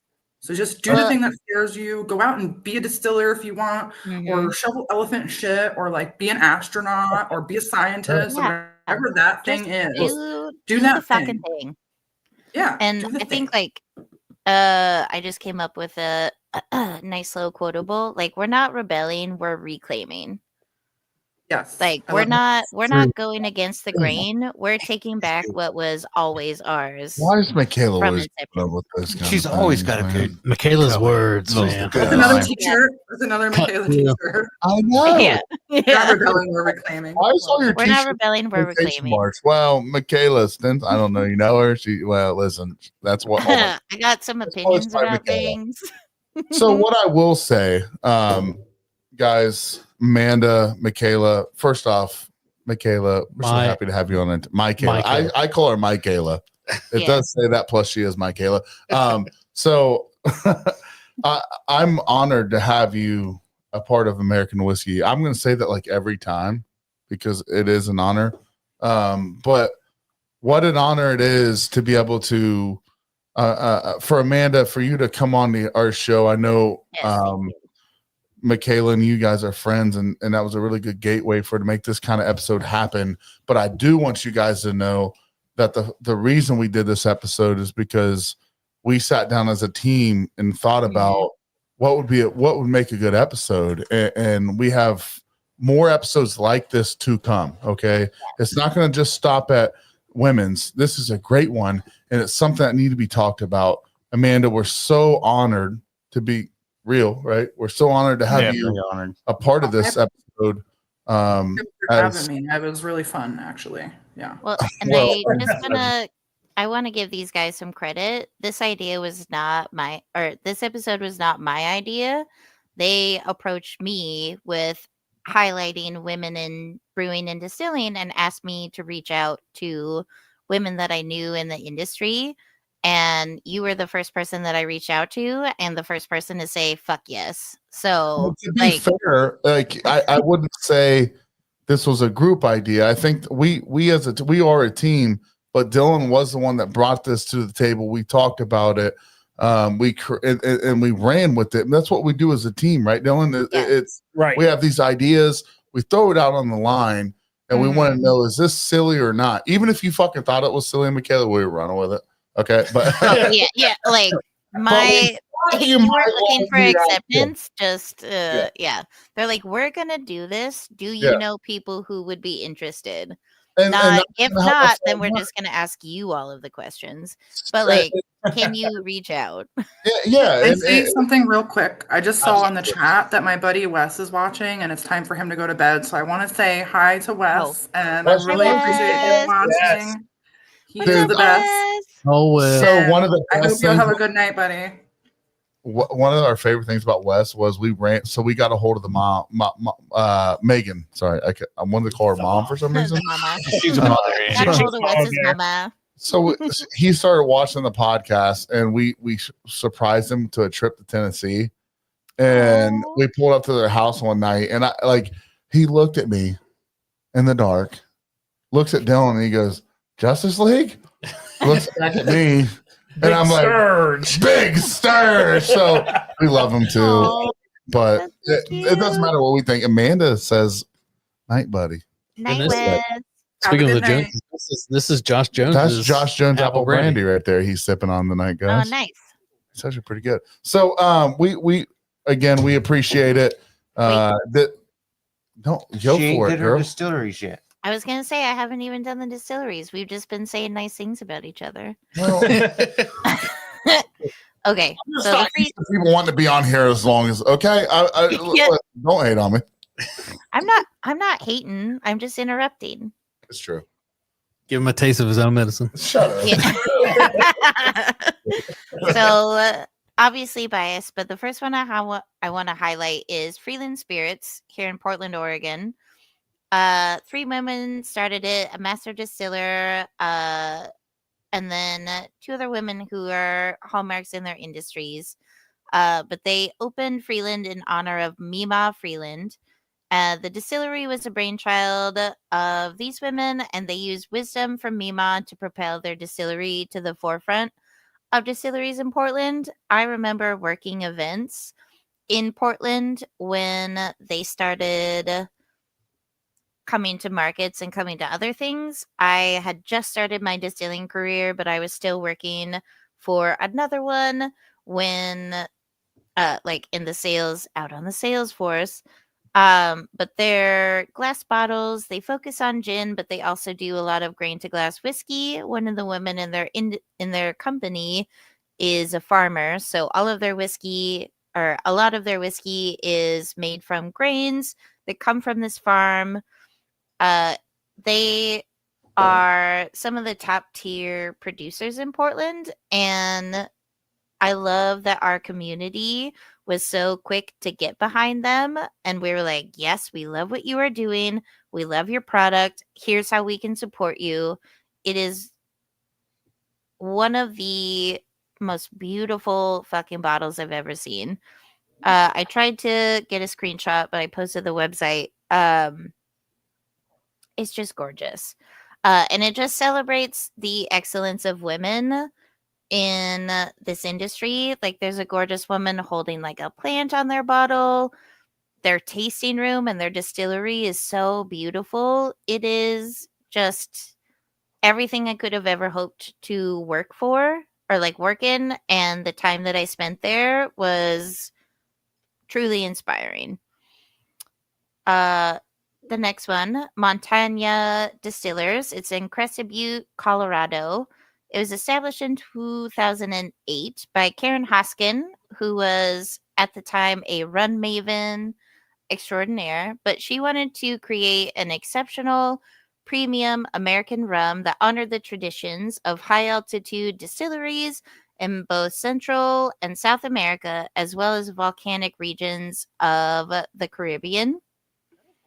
And then in 2023, there was a shift in leadership, with the distillery being passed to the head distillers Megan Campbell and Renee Newton, who, Renee, aka Crash, she was on Moonshiner's Master Distiller.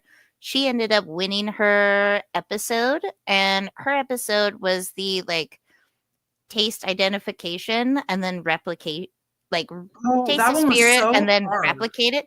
That what when she Hard told one. me, because we actually met during filming. That episode was filming during the tournament I did. When she told me what she was doing, I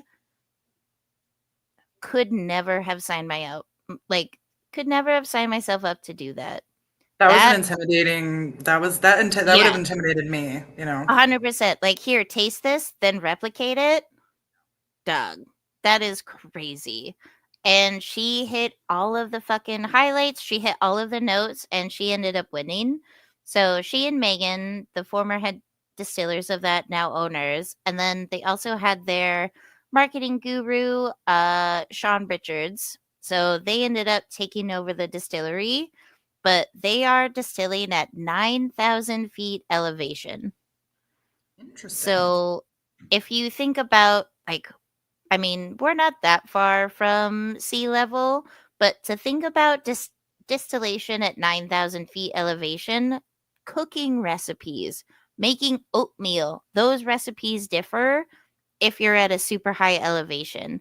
So to then rethink about what you know in distillation and then figure out the adjustments to do it at a high altitude.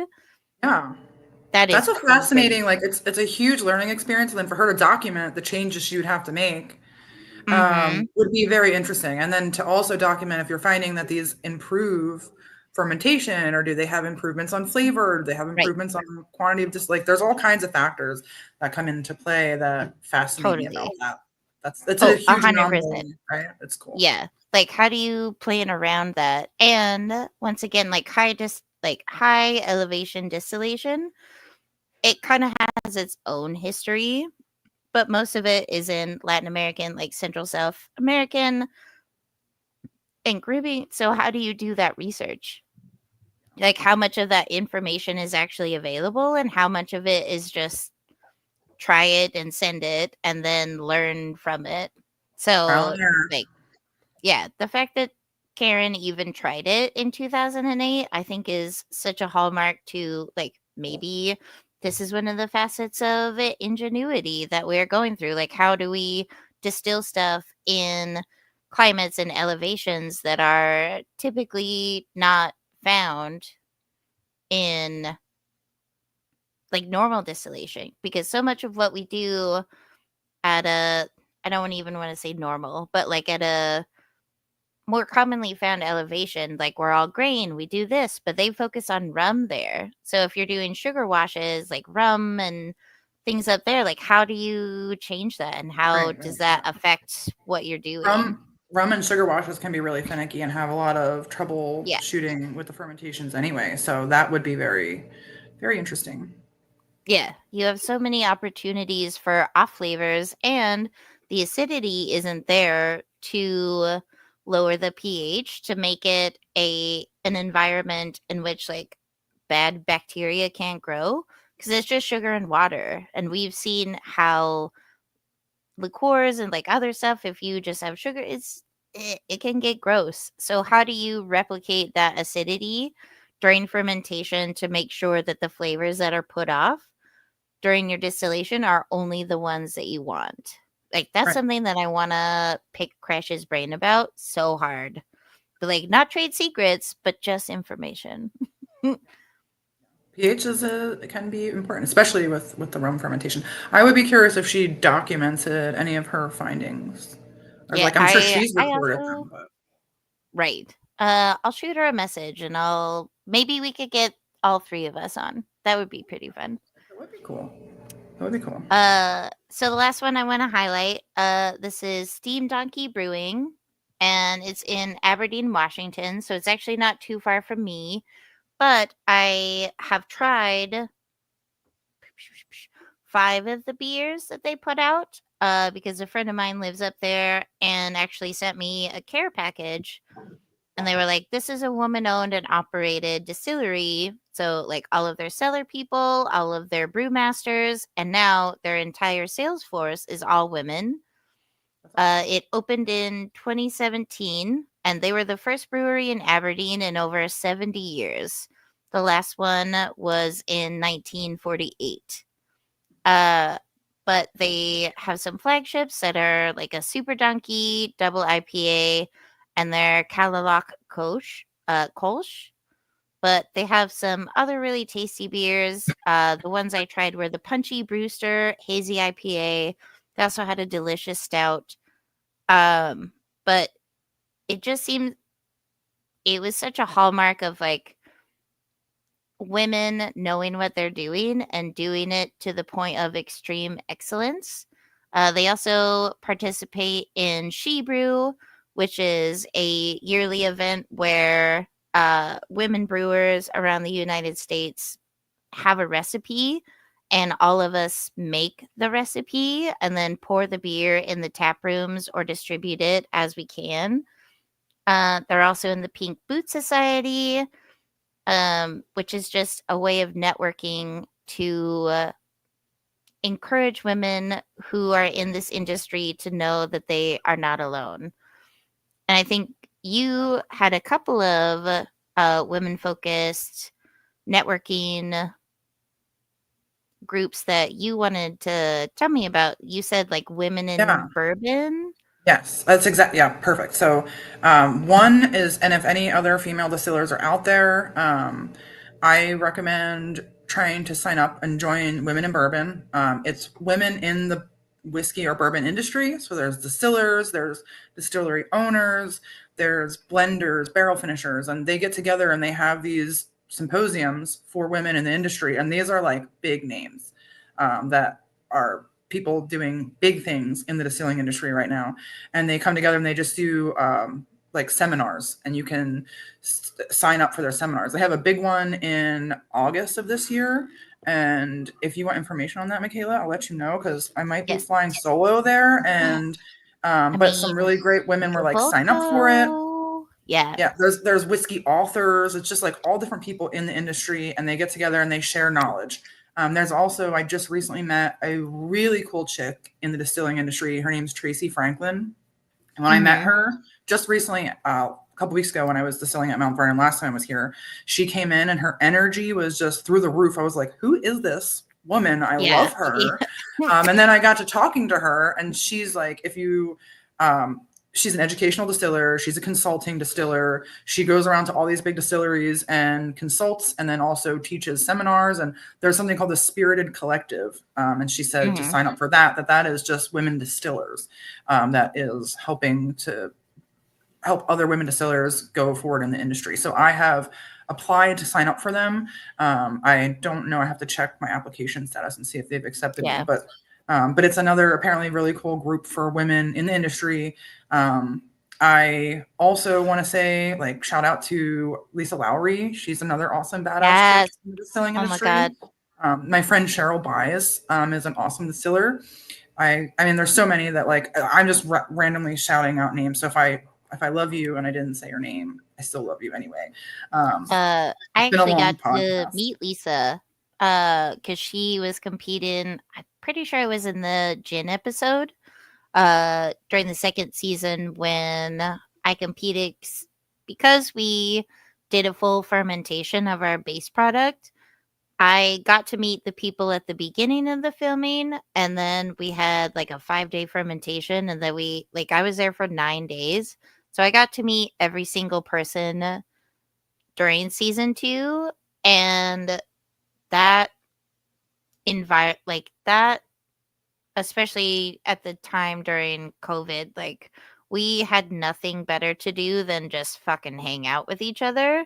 And so there was like a little bit of the trauma bonding there, but Lisa was one of the most energetic, knowledgeable, and honestly just So great. genuinely wonderful human beings that I had the privilege to meet that whole time. She is such a badass bitch, and she has been killing it ever since. And she's another one who she went home third, but then you look at what she has accomplished after the episode. And so just for people who are considering being on it, but thinking that like maybe your placing during your episode might have an effect on your career, like it fucking doesn't. It absolutely does not, because you're just in the weeds. You're in the shit of it. Like you're doing your best in a crazy environment. But if you have the talent, this can only serve as something that can show your dedication and also show your humbleness. Like show that you can go into something and fail, but do it gracefully, and then just go on to succeed afterwards. Like that competition is, I do it again in case anyone from MyKala is wondering and listening. I do it again because I definitely need to win at least once. I got second place. I'm close. I'm so close. So very close. First place on American Whiskey's Hearts, though. Don't do it again. I know. I do it. I will go on again if I can do something that I've ever made before. I feel like I did pretty good in shit that I've never done before. Give me something that I know how to fucking make, and then we'll see who shows up. There you go. Good point. I'm ready to try the stuff you're bringing here. So. Oh, I'm so much stuff. I can't wait for her to try the barrel chocolate rye we got. Oh, guys. that's so yeah. good. Yes, I can't wait to try that too. That sounds so That's your good. chocolate rye, chocolate wheat, Ohio blue corn. Just It's so so everybody good. knows. Hell yeah. But guys, I appreciate you so much. Yes. Honestly, I was like, so the whole time we were like planning this, we're like, how long do we go? All of us, other than MyKala, because we know about this, we're like, we're not going to make Amanda sit there over an hour. Mhm. Just kidding. I delegated. Yes. Okay, listen. I told Jay, I was like, listen, this is gonna happen. They told me like an hour, but like, if y'all were to see, like, I had just like talking points. So many I go notes. big. I could have Look, gone Yes, for I literally did the same thing. The first sip and solve I did, I was like, hold on, let me show you all of my fucking notes. And I was like, all of these. MyKala, like, I'm interrupting you now. I Okay. said we go 45 minutes on the true crime segment. I won't keep you after. Yeah. 2.5 hours. 2.5 Look, hours. look, look. We're all the pages. same. Peanut's I got got the one. same. I've got so many notes on my phone. I was like, I didn't get to say a single thing. Yeah, but they covered Yeah. everything we wanted to say. Sorry, guys. But I was Well, like, you Don't be sorry. but I said everything that they said I had a segment into, but it just felt Can we be natural to honest, leave though, it boys? alone. You Can know, we all Just- be honest, though? Nobody came here to listen to us. No, God, no. Okay. That's Nobody shit about us. boys, I'm not all a right? woman in the industry. And Let's I be got mad honest. respect for Jay because I told my wife, she's like, how long do you think you're going to go tonight? I said, probably under an hour. She looked at me, shut the That's door, and said, wild. probably not, Well, and walked away. Yeah.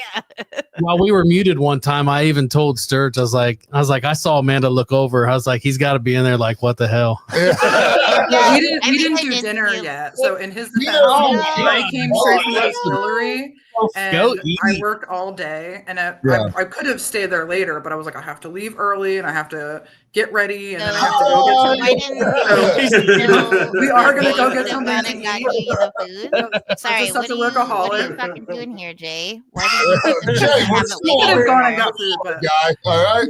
We Jay, planned I'm this just being out. shitty. I'm He just wants being to go shitty. somewhere I'm nice just kidding. He's I'm like, I'm just- hungry. He's like, So- I'm already dressed up for this. Will you end it? So, Yeah, I got my fucking fancy flannel on. so Phil and I are in the academy right now. We're starting the same job, and we leave we get up at 4:30. We leave super early. We have to drive over an hour to get there.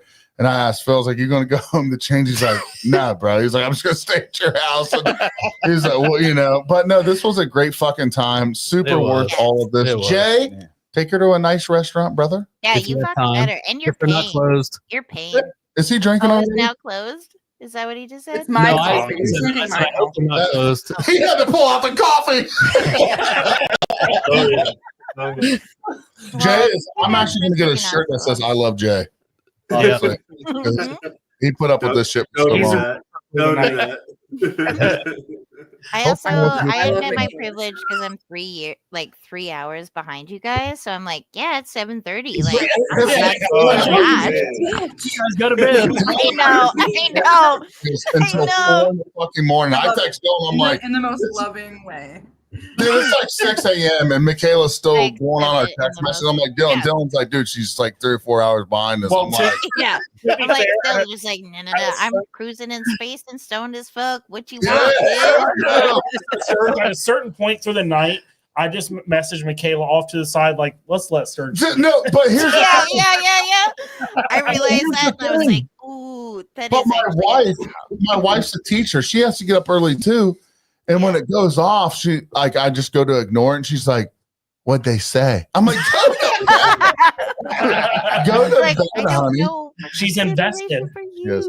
So I got one question before we get off tonight. Amanda, I did not warn you of this question because the moment that I started, this idea of American whiskey came to me 6 years ago. And, you know, the moment that I started to when Dylan got on here all the way to when Phil's turned on to here, it's a question that I got away from, but I do want to continue to ask. Can you tell me one thing that you love about America? America? Yeah, one thing you love about America. All Okay. politics aside, everything aside, personal beliefs. What is one Yeah. thing that Amanda Bryant loves about America? I love, well, just one thing. That's so hard. I love so many You things. I can love I know, the freedom. yeah. Freedom Don't worry. is my word. Is freedom. Yeah, Freedom. Yeah. To be able to do what I want to do when I want to do it. Freedom to, and some of those freedoms aren't real freedoms, right? We're still like breaking the law and doing what we want to do. But I live in a country where I am privileged enough to have the freedoms to pursue things that I love to do those as a career. And we have capitalism. That's another thing that I love about America is capitalism, because I can open a business and do whatever I want to do, and I can capitalize on my passions and the things that I love to do. And it's America. So the freedom and the capitalism that we have here enables us to all really pursue our dreams and live what is the American dream. And if you're not living the American dream, then you're holding yourself back, because the only one holding us back from doing anything in this beautiful country that our men and women fight for our freedoms for us to have, those veterans out there and people that are in the police and all branches of the military sacrifice so that I can have my freedom. And that's what I love the most about America. we got a fellow Marine right here, and Dylan Thank you here. for your service. Yes. Amanda Bryant, mic drop. Yeah. So, Stinson I was needs like, to go here. Easy she asked me question, that easy. question after I answered it last week, and I don't have anything better than that. So You don't have to answer it again. No, first off, I was like, is this going to be a question every time? Because yeah, I don't know if I can come up with Something another. new every single episode. That would be wild. How do you feel today, Michaela? I What do you just- love about America tonight? Yeah, I just start naming states. Like, I love Washington. I love Okay, Ohio. time I out, love Michaela. Massachusetts. Michaela, hear me out for a Yeah. second. Give me Okay. one something that you didn't give a shit that you love about America. He's annoyed with me. No, I mean, yes, but also I will. You could ask me that I- every time I come on. I could give you a different like. Wait, every that's- time you that's come on, fun. I mean, I've come up with back different ones. Wait, does Come that on, mean does you'll that mean come to come back, back on? Amanda? Would Well, I think you- we should do also American history of. Yes. Ooh, Yes. yeah. Okay, I would Because love I that. told the guys, I said I really do American history. That's my thing. Oh, It's like I love it. distilling think through about American it. history. Let me think about it. We'll do it. We'll do it.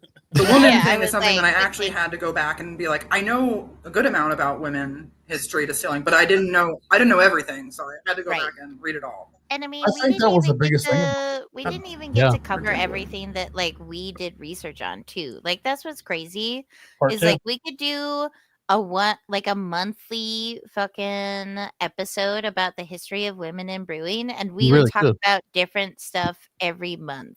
It Oh is. yeah, We're not I have a locking- bunch we're of not stories I locking didn't you get on. to tell yet. I have know, love like we're not stories. locking you in to any specific. Oh, we're locking her in. But, well, Over my no. schedule real fast. So if you Yeah. This wasn't so bad. It's So wide I fucking still need to open. do still Oh. talking, right? Because I have told Sean Just heard Risby that I was going to do Jason. still talking like forever, but he didn't I have mean, but you MyKala can- hit me up, and of course I can't say no I to know. MyKala. I the know. Jays, But I still need to do still talking for those guys because I do Well played. love their show, Well and played. I Well literally played. just like Well, procrastinate on it like a hard. well And then there's played. another one that was asked that I have to do hopefully by the end of this month. But I am gonna try to do this more often because in my mind I'm like, oh, I don't want to do this. It's gonna be We'll get hard, you and I get finished. anxious First of all, about it. But then it's fun. So I had a great time. No, Thank yeah. you Yeah, I'm we really love glad for you your did that. time.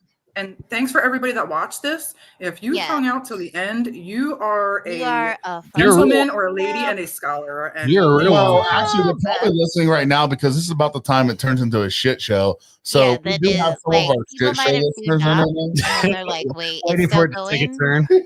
Time for the debauchery. And it's not going to happen tonight.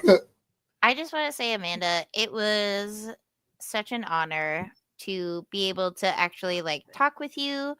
And I know that we have been meeting to meet up. Like, I didn't make it to different jams out there, but like, you have been someone who I have so admired, carving your own path through being a woman distiller on television outside of just the competition sphere, which we know is like even different, but now you're on like syndicated fucking television regularly, and knowing how you feel about being on camera, it is such a testament to your strength of character that you feel a higher purpose of like you want to be an example for other people like us who might be hesitant or tentative to get into the industry. And that, I mean, me less so, but like you are such a Not fucking true. gem of a human being. hear you speak, and like the things that you say, remember, like stick with people, and you just don't realize that. So don't You're give yourself any less credit than you deserve. All right. But yeah, and thank But you. I appreciate that. That's the wider audience that you have, I guess, like I'm not diminishing what I can offer to the people who will listen, but you have the opportunity to speak to such a wider audience. platform and- is a gift. Yeah. Exactly. Like And you have it's to. You not can choose what you rebellion. do with that gift. You know. Yeah, it's not rebellion, it's reclamation. Like you are being an active part of us reclaiming an industry that was always ours. And I appreciate that you work. I appreciate the work that you do to make that happen.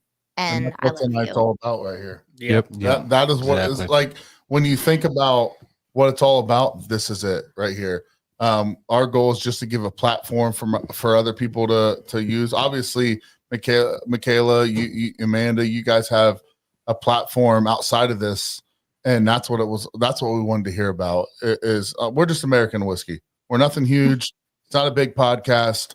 We just love to get people like yourselves on here to share your journeys and to let other people know that if they have something that they want to strive towards, that they have a goal to, that they dream about, that it is possible. Because I'm sure if you look back 15 years ago, you wouldn't see where you guys are today, right? And that's what Oh it's God, about. no. Don't ever limit yourself, guys. Definitely Never not. limit yourself. If you have a dream, you chase it. 100%. End of story.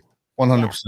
So I Well, think, Amanda, you owe Jay a dinner tonight, so do not let him pay. Yeah.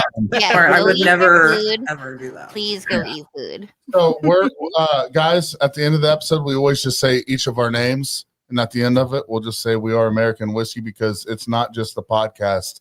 It's just it's a hashtag, right? It's family. It's Yeah, family. it's family. So It's family. Yeah. it is. So I'm Big Sturg. I'm Dougie Fresh. Justice League.